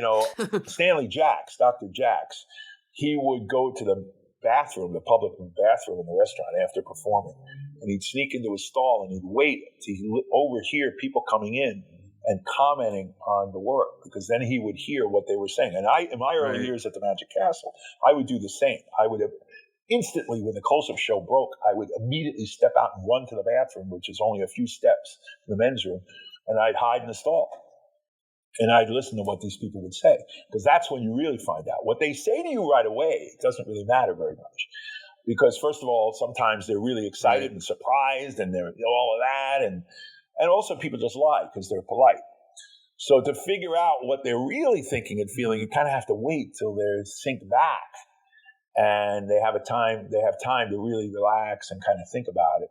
And then you find out, are they nailing the method, or are they really truly mystified? That's very helpful, and that I think it's good for magicians to maybe point themselves, and for myself as well, that a lot of the answers to these questions is empathy. And I really like that as a place to go to try to solve these questions, is to And I'll also just add briefly, even though it should be obvious and yet it's often not practiced, find somebody smarter than you. Find somebody more experienced than you. Find a mentor who's actually qualified. I don't mean your friend who's as stupid as you are or stupider and who's just going to say nice things. I was with a young protege many years ago at a magic convention, and they said, wow, this convention is so big. Like, there's so many people I could talk to. I could talk to I talked to this one, and I talked to that one, and asking questions and blah, blah, blah. Well, who should I talk to? Actually, they said, who should I talk to? And I said, well, there's a bunch of people in this room who are qualified to advise you. And when I say a bunch, I don't mean 100. I mean, there's maybe 8 or 10 or 12 in a room of 1,200 people, right? Who are really, 1%. Who are really qualified to help you. But there are that many in this room. But the other thing you got to find out is someone who is sort of jives with your intuitive worldview, point of view, style, the thing you're looking for. You know what I mean? Because you might be drawn to mystery school or you might be drawn to Johnny Thompson. It's two different things. So you got to figure that out too. And then, and learn from that person, because especially someone who's not trying to control your work, but is just trying to share their expertise and expand your perspective. This is part of what an experienced voice is for. I didn't become friends with Johnny Thompson until I was in my 30s. I was already a professional magician for some years. I thought I was done with mentors. But instead, John Thompson became my last mentor, as my friend Levent said when I saw him at the Thompsonian Memorial, who was a great, great protege of John's, like myself. Levent said that he was my last mentor. And he was my last mentor, too. And a bunch of stuff. I had been a serious, hardcore Vernon student most of my life in magic. And Vernon had a profound influence on my work long before I ever met him. I did have the privilege of knowing him very late in his life. But by that time, it was mostly not so much to shape the magic, but as to know the person beyond the magician. And that was a great privilege. Even though I had been this hardcore Vernon guy, John, who knew Vernon and knew those guys, and Charlie Miller, and applied that stuff to his work, like he put paid to that, and he gave me he refreshed my education. And I came to him, one of the first questions I ever asked him, shortly after we met, was about a question I had always had about Vernon's travelers. I had this question for years and years. I asked him the question, he answered it for me, and the answer made sense. He taught me something about triumph that I'd never understood. It completely changed, even though I'd been doing triumph for money for years in front of paying audiences, totally changed my point of view on triumph. So even then, having that mentor there to answer questions and guide me through not just the answers, but through the questions themselves, how to ask them, what I should be asking, there's no substitute for that. And if you're trying to learn in a vacuum, or you surround yourself with people who are kind of just like you, the way you get better is to be around people who, not the people who make you feel comfortable, but the people who scare the living hell out of you. I think the few things what you said there, the first is that, like, in the room of 1,200, that there's few mentors that are qualified, and then even fewer who, jive with the way that you think, I think, is a reminder. And I also think the idea of sort of touching on earlier, which is that in conjunction with empathy, Yep.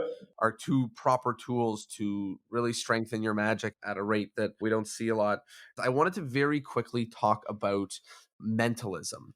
And, you mentioned earlier you were joking about a magician telling their friend to blow on their hand to make an object disappear. And I think you touch on very similar ideas of insulting your audience with some mentalism. And I think it's a much finer line in terms of mentalism to decide, like, where do they feel like we're clicking and I'm reading a mind live? Where do they feel like this is a trick that involves with the mind? Or when do they feel like this is just stupid acting with a method that they know? It's a lot easier to fall into those traps in mentalism Well, than it I is think a with. lot, frankly, I think a lot of mentalists ride the low end of the pool here because they ride on the very significant percentage of the audience that doesn't know much about the true nature of the paranormal, the fact that there's no such thing. And they also don't know about, the methods of mentalism can be very deceptive. Mhm. And if you're willing to, be wishy-washy about what you're saying, and if you're willing to take advantage of someone's inclination, their number one, lack of information, lack of insight, number two, their inclination to believe, their desire to believe that there's something mystical going on or supernatural going on. A lot of mentalists, I would say the majority of mentalists are very happy to ride on that. And so they're not getting critical thinking from the audience about that because the audience would rather just sort of ride along and go, wow, this person has some fantastic abilities. There's always a significant percentage of the world that is delighted to engage themselves with lives they see as more interesting than their own. This is why people still read the National Star, Right. the Inquirer, those kind of newspapers, right? You can go through life and just have that audience and not worry about the rest. Tommy Wonder writes about if you ignore, he called it the more sensitive. I think he was talking about the more sophisticated elements of the audience. He said if you ignore the more sensitive members of the audience, you're losing a significant element of your audience. And that includes if you're insulting their intelligence. I once was out with a bunch of very smart people after a mentalist show, a show from a prominent mentalist. And I was just a witness to the conversation. I certainly wasn't fueling them at all. If anything, I was trying to throw them off. But, there was one of these effects that involved a number of cards that they'd written, something, various people, whatever. And anyway, they nailed the idea that these things were marked and could be identified to a certain person and so on and so forth. They just nailed it because they were smart and they were thinking about it. And we often fool ourselves as to what does and does not fool people.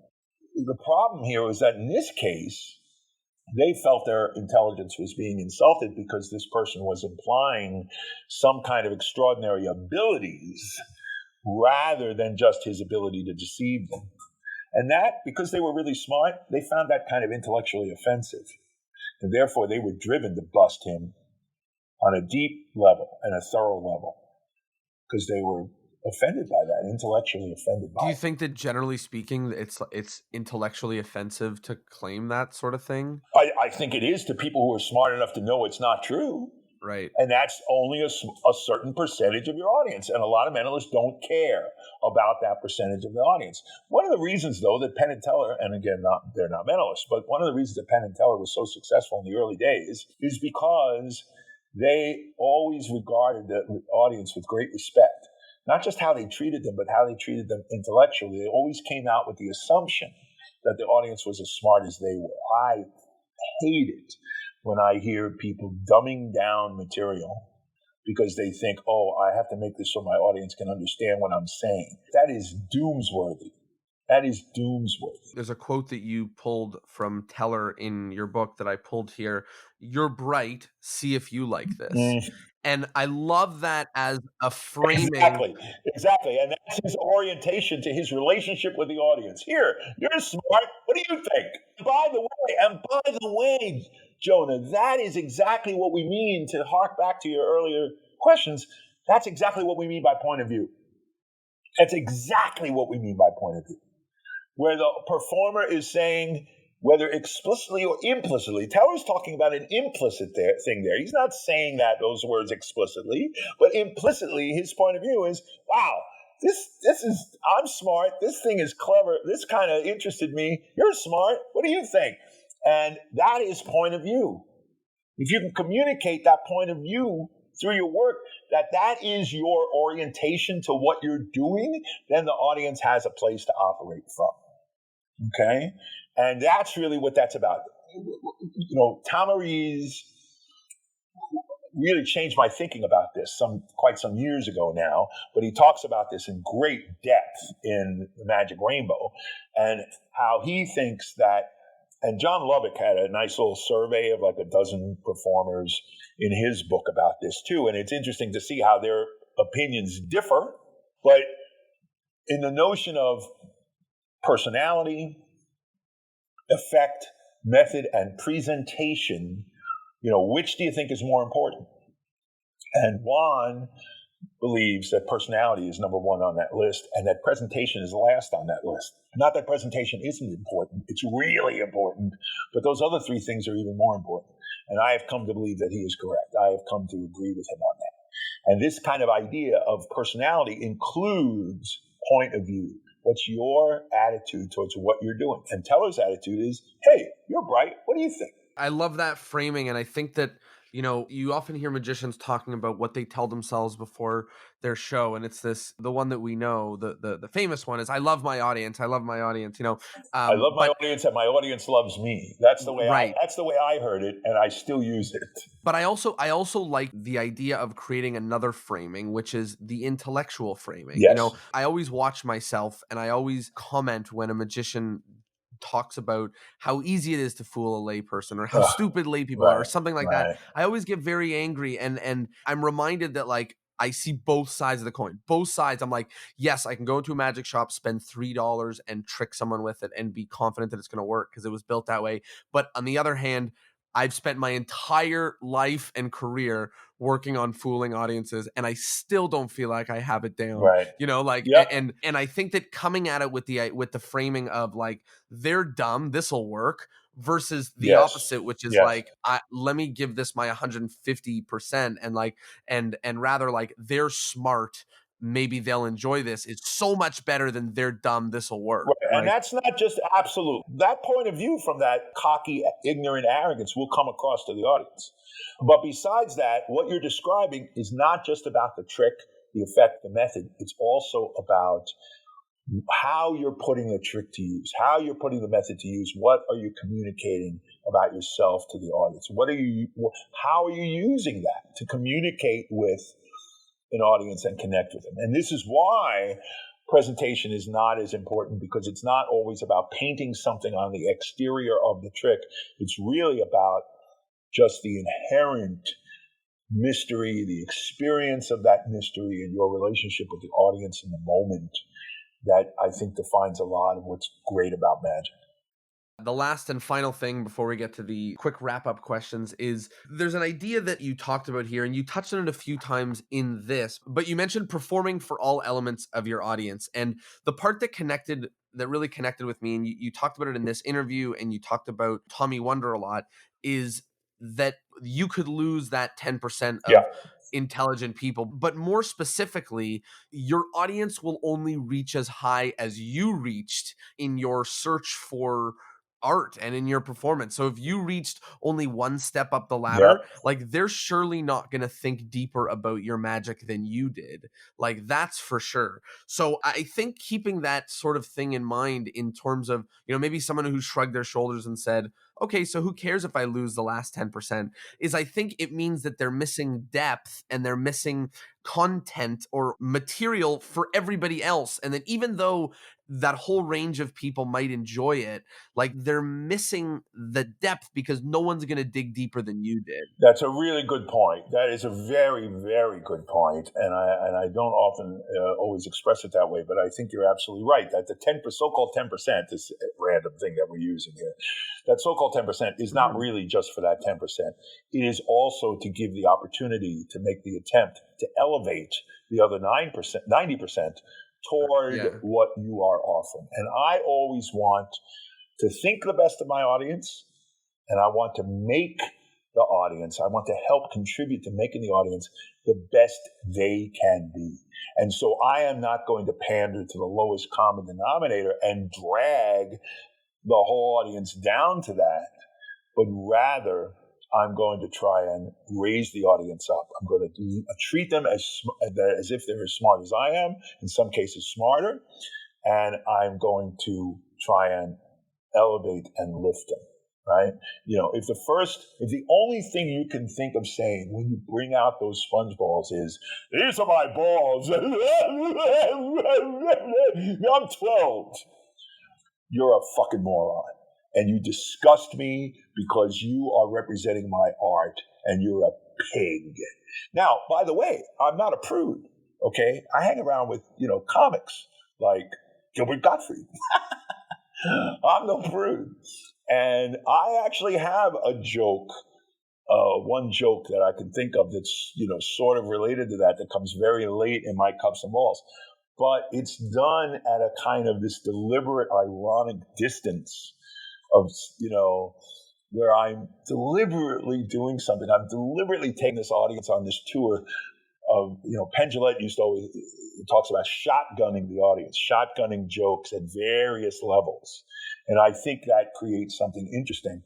And the fact of the matter is that, you can be around the table with a group of brilliant scientists, some of my best friends are, and there will be scatological humor at times. So I'm not talking about being a prude. I'm talking about defining what your point of view is and what you want your art to do and be at the moment. I'm not talking about making it pretentious, but if that's what you lay out, like I said, everything you say and everything you do communicates something to an audience. And if that's the first thing out of your mouth, then not only have you communicated something to me, but part of what you've communicated is, I think you're a clown, and I'm not interested in anything you have to say or do. You've lost me. You've lost me in the first 10 seconds because you are a dullard. A big thing that you've mentioned in your writings about this, which I think is a key first glance step of editing that any magician could do with their act. And I think you were talking about how to treat an audience, but it comes in so many areas.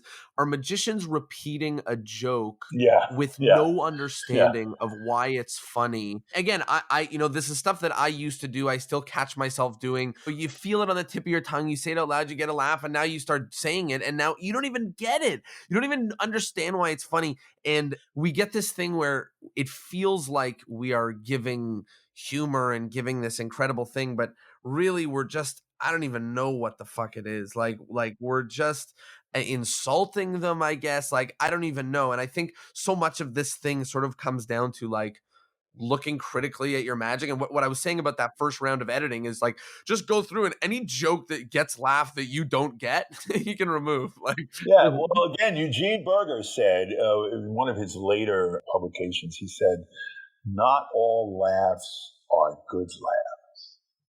And really what he was talking about, are they laughing truly? Are they laughing with you? Or are they laughing at you? Right? And not absolutely, it's really, because Eugene got a lot of laughs. He was not a somber performer. As Darren Brown often says about Eugene, serious but not solemn. And Eugene got a lot of laughs, man. But, he got the kind of laughs he wanted to get. And one thing also Eugene said is that he never, ever ended a routine on a laugh, because that's not what he wanted them to take away from the experience of the magic trick. Right? So he would always end on some note that was more serious and leave that feeling with them for them to contemplate and savor. I love it. And in terms of contemplating and savoring, we have the wrap-up questions, which is the last few questions. Nice segue, buddy. Thank you.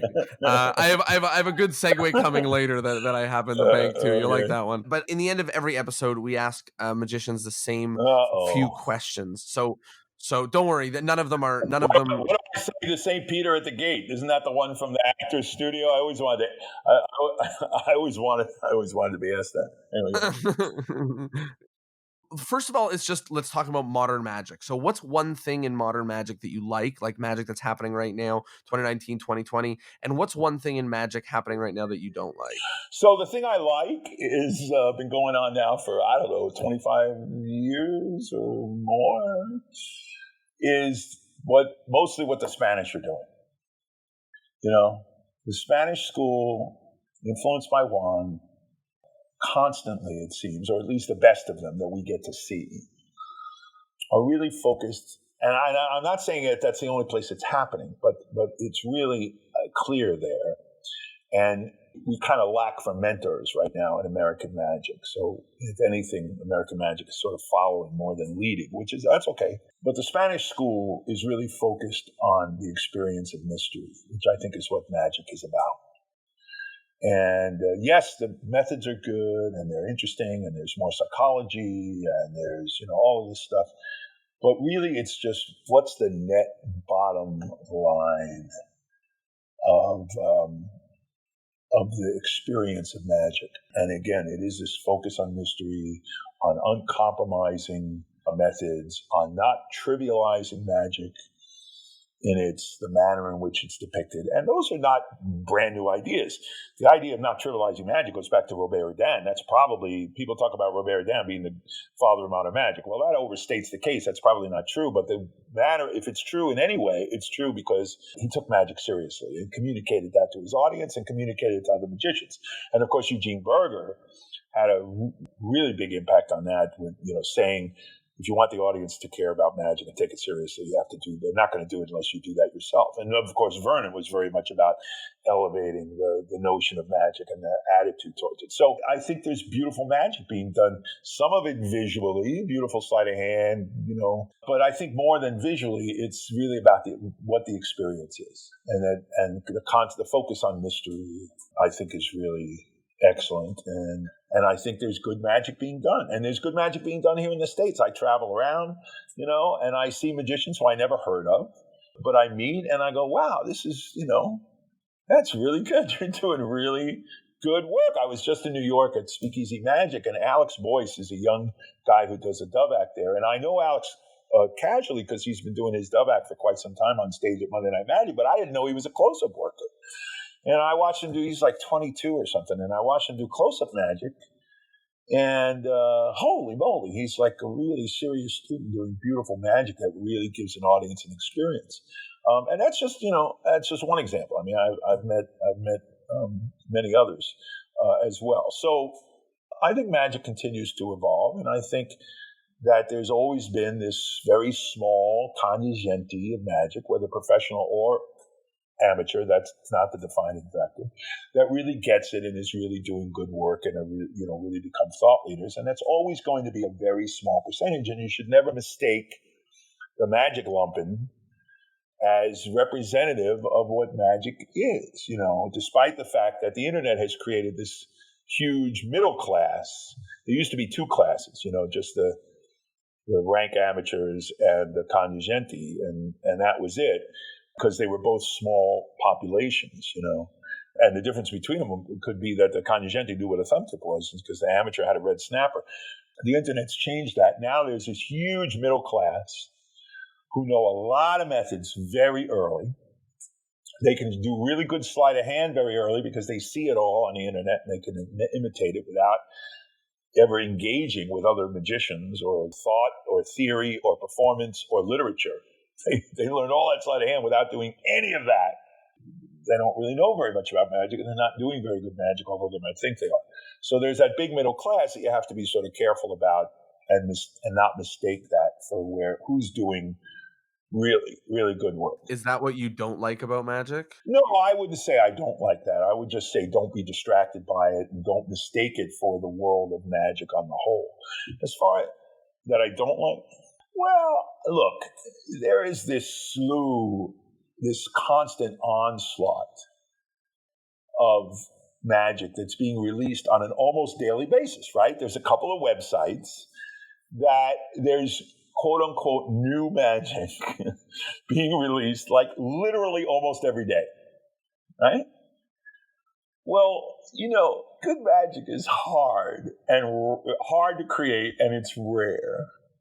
And logic dictates that 98% of that, maybe 99% of that, is garbage. It's a river of shit flowing downhill. And if you try and dive into that river and swim directly upstream against the current, you will probably drown. You will drown either by completely losing any notion of what's good and what's not, because you're paying attention in the first place. Or more likely, as amateurs, you will drown in the overwhelming amount of information and you can't select. And I get this all the time, especially from students. I have serious students all around the world by Skype and whatever, all around the country, both professionals and amateurs. And amateurs especially are people who later in life, midlife, they come back to magic. They've gotten away from it because they had a family and a career, and now they come back. And they have this mess in their head, and then they look online, and then there's all this stuff, and they have a pile of tricks, and they don't know what to do. And I help them kind of make sense of all that and sort that all out and become really good performers of a handful of tricks that they do well. So it's easy to be overwhelmed by all that and not know what to do. I hear this all the time from people. And, what's that movie, the great movie War Games, where the conclusion is, the computer says, the only way to win is not to play. So even though I write essays, I write book reviews, I write, opinion pieces, this, that, the other thing, I teach, I don't pay a lot of attention to that day-to-day river of shit. I figure generally if something is good, it's probably going to come to my attention one way or the other. Some colleague of mine who I am talking about magic with on an ongoing basis, I talk to a small community, a small coterie of friends and colleagues who I respect. I figure, the cream rises to the top. How's that for a mixed metaphor? Going from a river of shit to the cream rising. Metaphor maintenance, Swiss. I figure the cream will rise to the top, and I will find out about it somehow. Better you should find out about it in person from a friend anyways, instead of a trailer. And if I'm slow, if I'm late to come to it, that's okay too. I got enough to keep me busy. People used to say to Eugene, "What are you working on that's new?" And Eugene said, "New?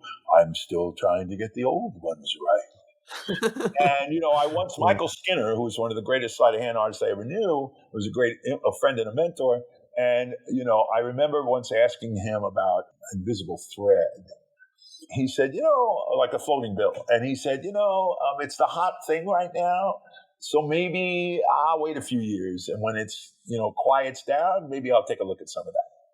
So, I think there's really a lot to be said for that. And the new does not mean the good. And magicians are invariably, and this is not just in marketing, but it's also in magic contests today. What's new and novelty will always win, almost always invariably win in a contest over quality. Because magicians are bored, and contests are judged by and large by amateurs rather than professionals, unlike classical music competitions. And so, some of the worst things get rewarded just because it's new and different. And just because it's new and different does not mean it's good at all. And I'm trying to stick to what's good. And and I guess so. I think this idea. I guess if there's something that annoys me, it is sort of the authoritative and authoritarian attitude of some self-described authorities who decide they're going to be thought readers and talk this incredibly arrogant talk without ever having walked the walk, like doing shows, right? So this whole hilarious thing, and it's not just, a lot of it is YouTube, right? These huge YouTube followings. And this is not just in magic, by the way. This is the nature of social media. Like, cooking is my hobby. I'm a pretty serious cook. And there's this hilarious video. I'm going to write an essay about this one of these days. There's a video, rather, on YouTube of 3 real Italian chefs. And they watch videos from these really big YouTube cooking stars who teach cooking and have huge followings, right? Really big view rates. That ring a bell? And the world's never heard of these people, but they're big stars on YouTube. And they're making a classic simple dish, which is basically pasta aglio e olio, which is oil and garlic pasta. And it's a fundamental dish. And they have these 3 real Italian chefs watching these people freaking out how stupid and incompetent they are and how wrong they are about everything. And I watched this a while back and I went, holy shit, this is magic. This is absolutely magic, because we got all these idiots on YouTube, and in the kingdom of the blind, the one-eyed man is king, right? There's a guy who does these, magicians reacting to videos. You know what I'm talking about? I do. Yeah, most guys my age have no idea. But I watched this guy watch Eric Mead do maybe the best spot that was ever done on Fool Us. He's doing Ramsey Cylinder and Coins based on Tim Conover's method. And I'm watching this guy, and he's like, I never heard of this guy, Eric Mead. I don't know what that. Well, what's this trick? I don't know this trick. And so the guy knows nothing right off the bat. His opening words are, I am severely unqualified to be doing anything of the following. And now he's got more views than Eric does actually doing the trick. And, I spoke to some younger magicians about this, people I respect, saying, what's going on here? What do you think the audience's orientation is to this guy? And I was told that the orientation probably is his audience is amateur magicians at a certain level, very low beginning level, who think he's authoritative, think he's an expert. And it really is the blind leading the blind, right? And so other examples of that, now some of those guys, they can't do anything, but then there's guys who can do something in terms of technique, right? They have some chops, but there's this whole magic is dead thing, which is hilarious and pathetic. And the saddest thing about it is that some people fall for that, and they fall for all that hype, So I find a little of that a little annoying, but it's not like I want to make it clear. I don't pay close attention. I don't watch much of it at all. Like occasionally, it's just like not the river of shit of lousy tricks.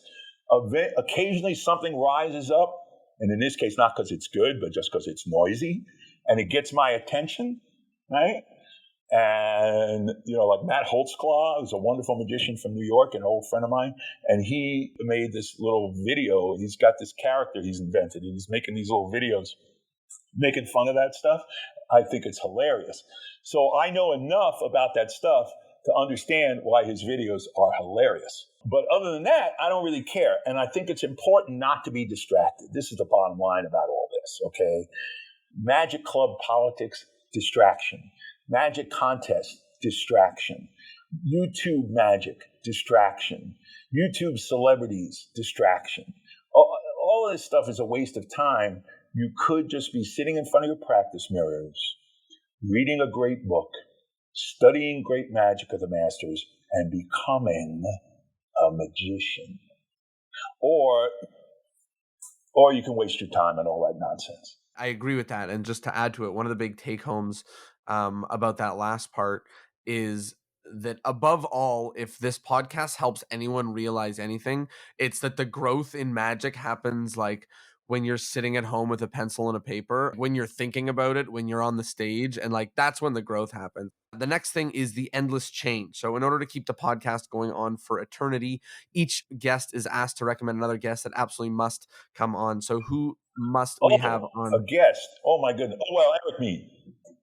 If you could talk him into it. Perfect. And he doesn't look for this kind of stuff much. And for some reason, he's not sought out much for this kind of thing. But you want to have a great conversation with a great magician, a great working professional performer, a great original artist, and someone who's really articulate about magic and thoughtful. See if you can get Eric Mead. If you can help me do it. I can't guarantee, but I will guarantee I'll make the attempt. Amazing. Thank you. The next section is the plugs. So you mentioned before we recorded this about an area that people can check out what you're doing. Yeah, so I have been, I was the book reviewer for 18 years for Genie Magazine. For the last 2 years, I have been writing for Magicana. That's Magicana.com. Magicana.com is a nonprofit foundation based in Canada, in Toronto. It's, run by David Ben and Julie Ng and partly endowed by Alan Sleight. who wrote Stuart James books, among other things, and also endowed the Magicana Awards, which they give every year, kind of like the MacArthur Prize. You can't apply for, but they're given at the end of the year. And there's a publishing one and a performing one, and then whatever. And Noah Levine, who I mentioned earlier, won the Rising Star, Rising New Talent Award.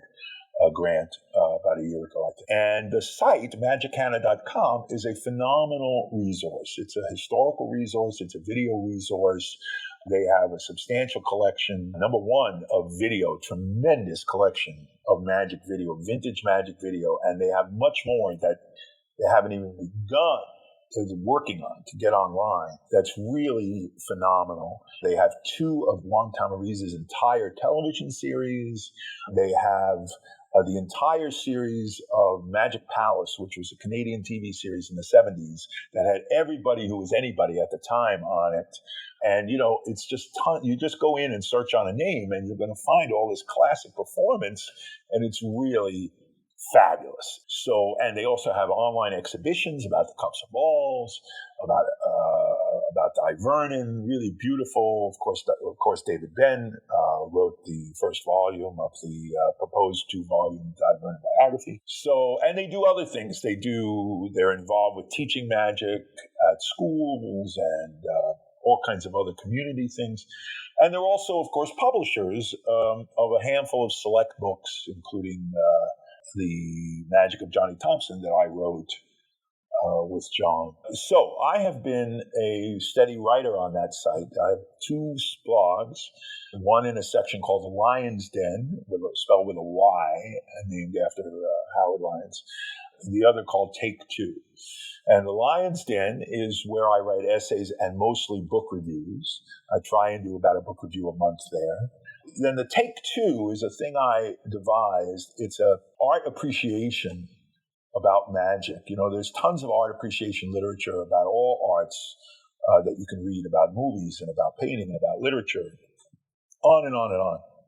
There's almost none of that about magic, especially for non-magicians.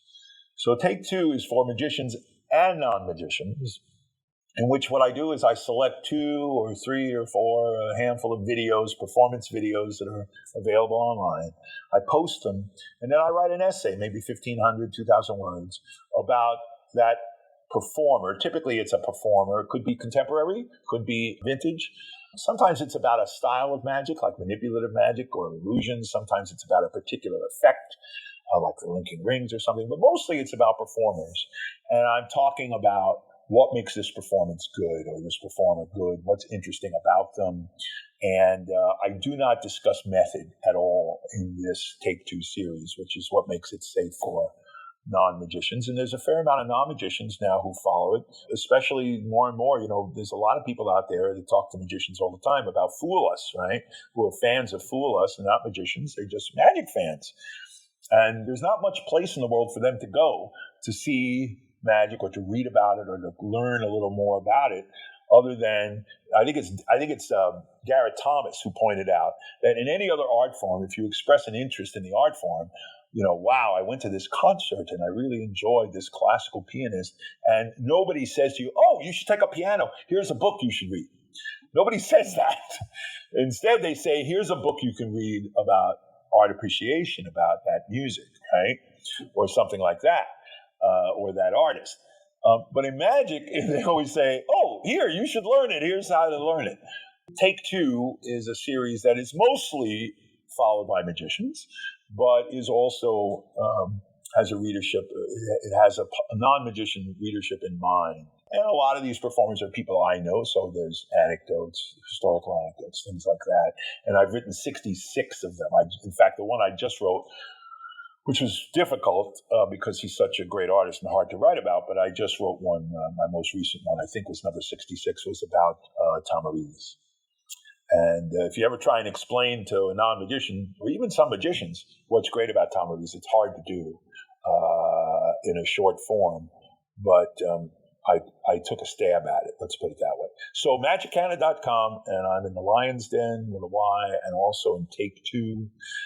And if you just go look and you can browse either one of those sections, you can browse the range of material that's there, the book reviews and 66. And I will tell you that if there is a website that I recommend magicians getting lost in, Magicana will be the one. Right. You know, we were talking about amongst the flowing river of shit. Yeah. You know, comparing that to reading like well-written essays and videos of the most incredible magicians doing their act on TV 30 years, like just comparing those two things is incomparable as to what better for you to go check out once a week or whatever, once a month or whatever, you know, Great, instead thanks. of Yeah, thanks. Yeah, I wish you knew. Somehow, it's odd that I mean, granted, they don't commercially advertise. I think they do in the back of Genie, but they're not a commercial site that's selling tricks and whatever. But it's really a great place to go and actually learn and study and engage with and enjoy quality ideas, quality magic, quality performance. It's a high standard of material there. The last and final thing, really, the final section is people have been listening for 2.5 hours now of us talking about loads of Right. different areas of magic. And, when they think back to this episode, I try to have what's called a take home point, which is one thing that they can maybe encapsulate that'll remind them when they think back to this episode of that one lesson that's going to help their Yeah, magic. I would hope that it is my notion of so many things that are distractions and that ultimately will not contribute to making you a better magician. And I'll say it again, write this shit down. Nobody ever became an accomplished, original artist of any sort, or academic, or scientist, or any accomplished person by learning that subject on YouTube. Can you use performance, quality performance, and demonstration of technique to inform your studies? Absolutely. And I've said that already. I've said that already a number of times. But if you're going to get good, you better get past that. Okay. I think we can both agree that the getting good part happens, like we mentioned, like a pen and a paper, and like it happens Yeah. with hard work on your own. And I love what you said Right. about there being three different aspects. There's the consumption, then there's the creation, and then there's the editing, the critique, right? And the critique, by the way, is something that the magic community and especially magic clubs avoid at all costs. I agree. If you ever do a trick in a magic club, that everyone tells you it's good. Yeah, everyone tells you it's good, or some guy tells you it's bad who's not qualified to tell you. And Tommy Wonder wrote in the Books of Wonder, that when a magic organization puts fraternity, brotherhood ahead of magic, it becomes an anti-magic organization. Right. It's about magic first. I think a lot of what we're doing is about magic first. I do think you can consume good magic to be a part of that learning process on YouTube. I've said that. Okay. If you look at my take twos, I have 66 take twos. Almost 100% of the videos on take two are sourced either off YouTube or of Magicana's archives. So it's not about the source. That's just a platform. But most of what's produced for YouTube, where that's the sole place it's being consumed, is crap. It's part of the river of shit. But we also agree that most of stuff that's being created is the river of shit, right? So, well, Hanlon's razor is 90% of everything is crap. Of course. So I'm saying like the same advice to say watch what you're learning if you're learning on YouTube is the same advice. Right, but if that's your exclusive primary learning tool, you're going to bash your head against the ceiling really quickly of how good you're ever going to be. You're limiting yourself by... Well, you're playing with Tinker Toys and you'll never get to play with the computer. I love it. And I think what you mentioned is what we all got to take from this, which is a point of view. And it's amazing to be able to see, my favorite part about this, what I was so excited about it is 3 books written on the subject I care about most, which is theory and magic. And I'm so glad that... Speaking of, it's funny you mentioned that because show you what a lousy businessman I am. So you asked me if there's anything I should plug, and now you've mentioned my 3 books. My publishers would probably be furious at me if I don't mention that besides my writing for Magicana, which is my ongoing writing of book reviews and essays and Take Two, my publisher is Vanishing Ink. And they have published not only my most recent book, which is what is the most recent book? It's Preserving Mystery, but they also republished in a matching set my previous two books, Shattering Illusions and Devious Standards. And so my whole trilogy of books is currently in print, currently available. And as someone was saying to me in Chicago, they are not just theory books, they are about theory, craft, and history. They're about all those things. Art, history, and craft.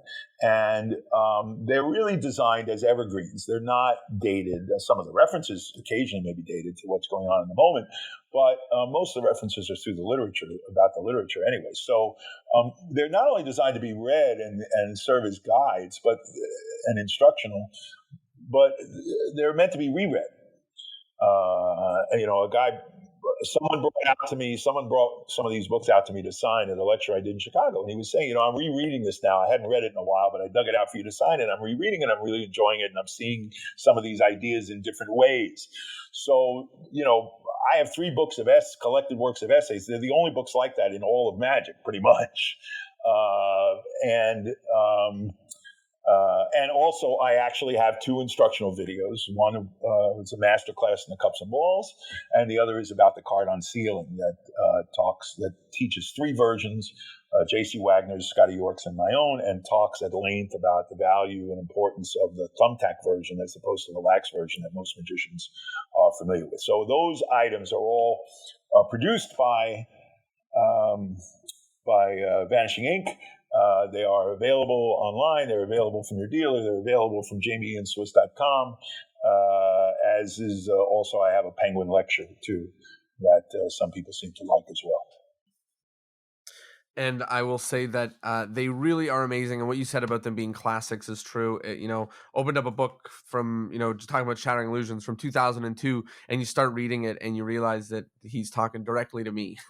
and what's great is to have, I know I've just been talking about these books so much for the last little while, but they've really impacted me a lot. And it's nice to be able to recommend a book for a magician who knows magic very well. Like this is an intermediate level or further, magic theory book, which is awesome to be able to recommend. Well, thanks very much, Jonah. And I appreciate all your kind words about that. I especially appreciate all the effort and the research. This is absolutely one of the few, best informed interviewers that I've ever taken part in. And that's a very nice change. And I really appreciate that. Thank you so much. Thank you so much for this episode. This was a pleasure. And of course, thank you. And thank you to everybody who listened and joined with us. Thank you all. And we'll see you all next Thursday.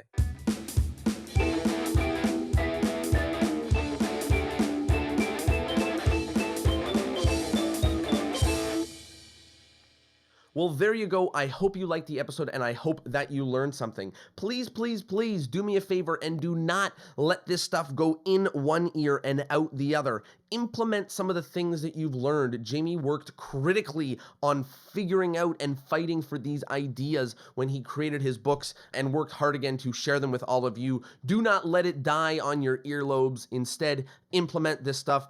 As well, if you liked the episode, if you learned something, please share it with the world. I don't care where, Facebook, Instagram, Twitter, your local magic club, yell it out the door. I don't care. This stuff is incredible lessons that I would love to get into the minds of as many magicians as possible. And finally, if you haven't yet, I recommend going to check out some of his books. I think at some point in everyone's magic career, there should be a required reading of some of Jamy Ian Swiss's books. Some of the ideas in there are unbelievable. And of course, even though this episode was long, we did not get to covering every idea in 3 books, obviously, and they really are brilliant. So thank you for being here for the episode. Thank you for being a part of this podcast week after week. Thank you for sharing it, and I will see you next Thursday.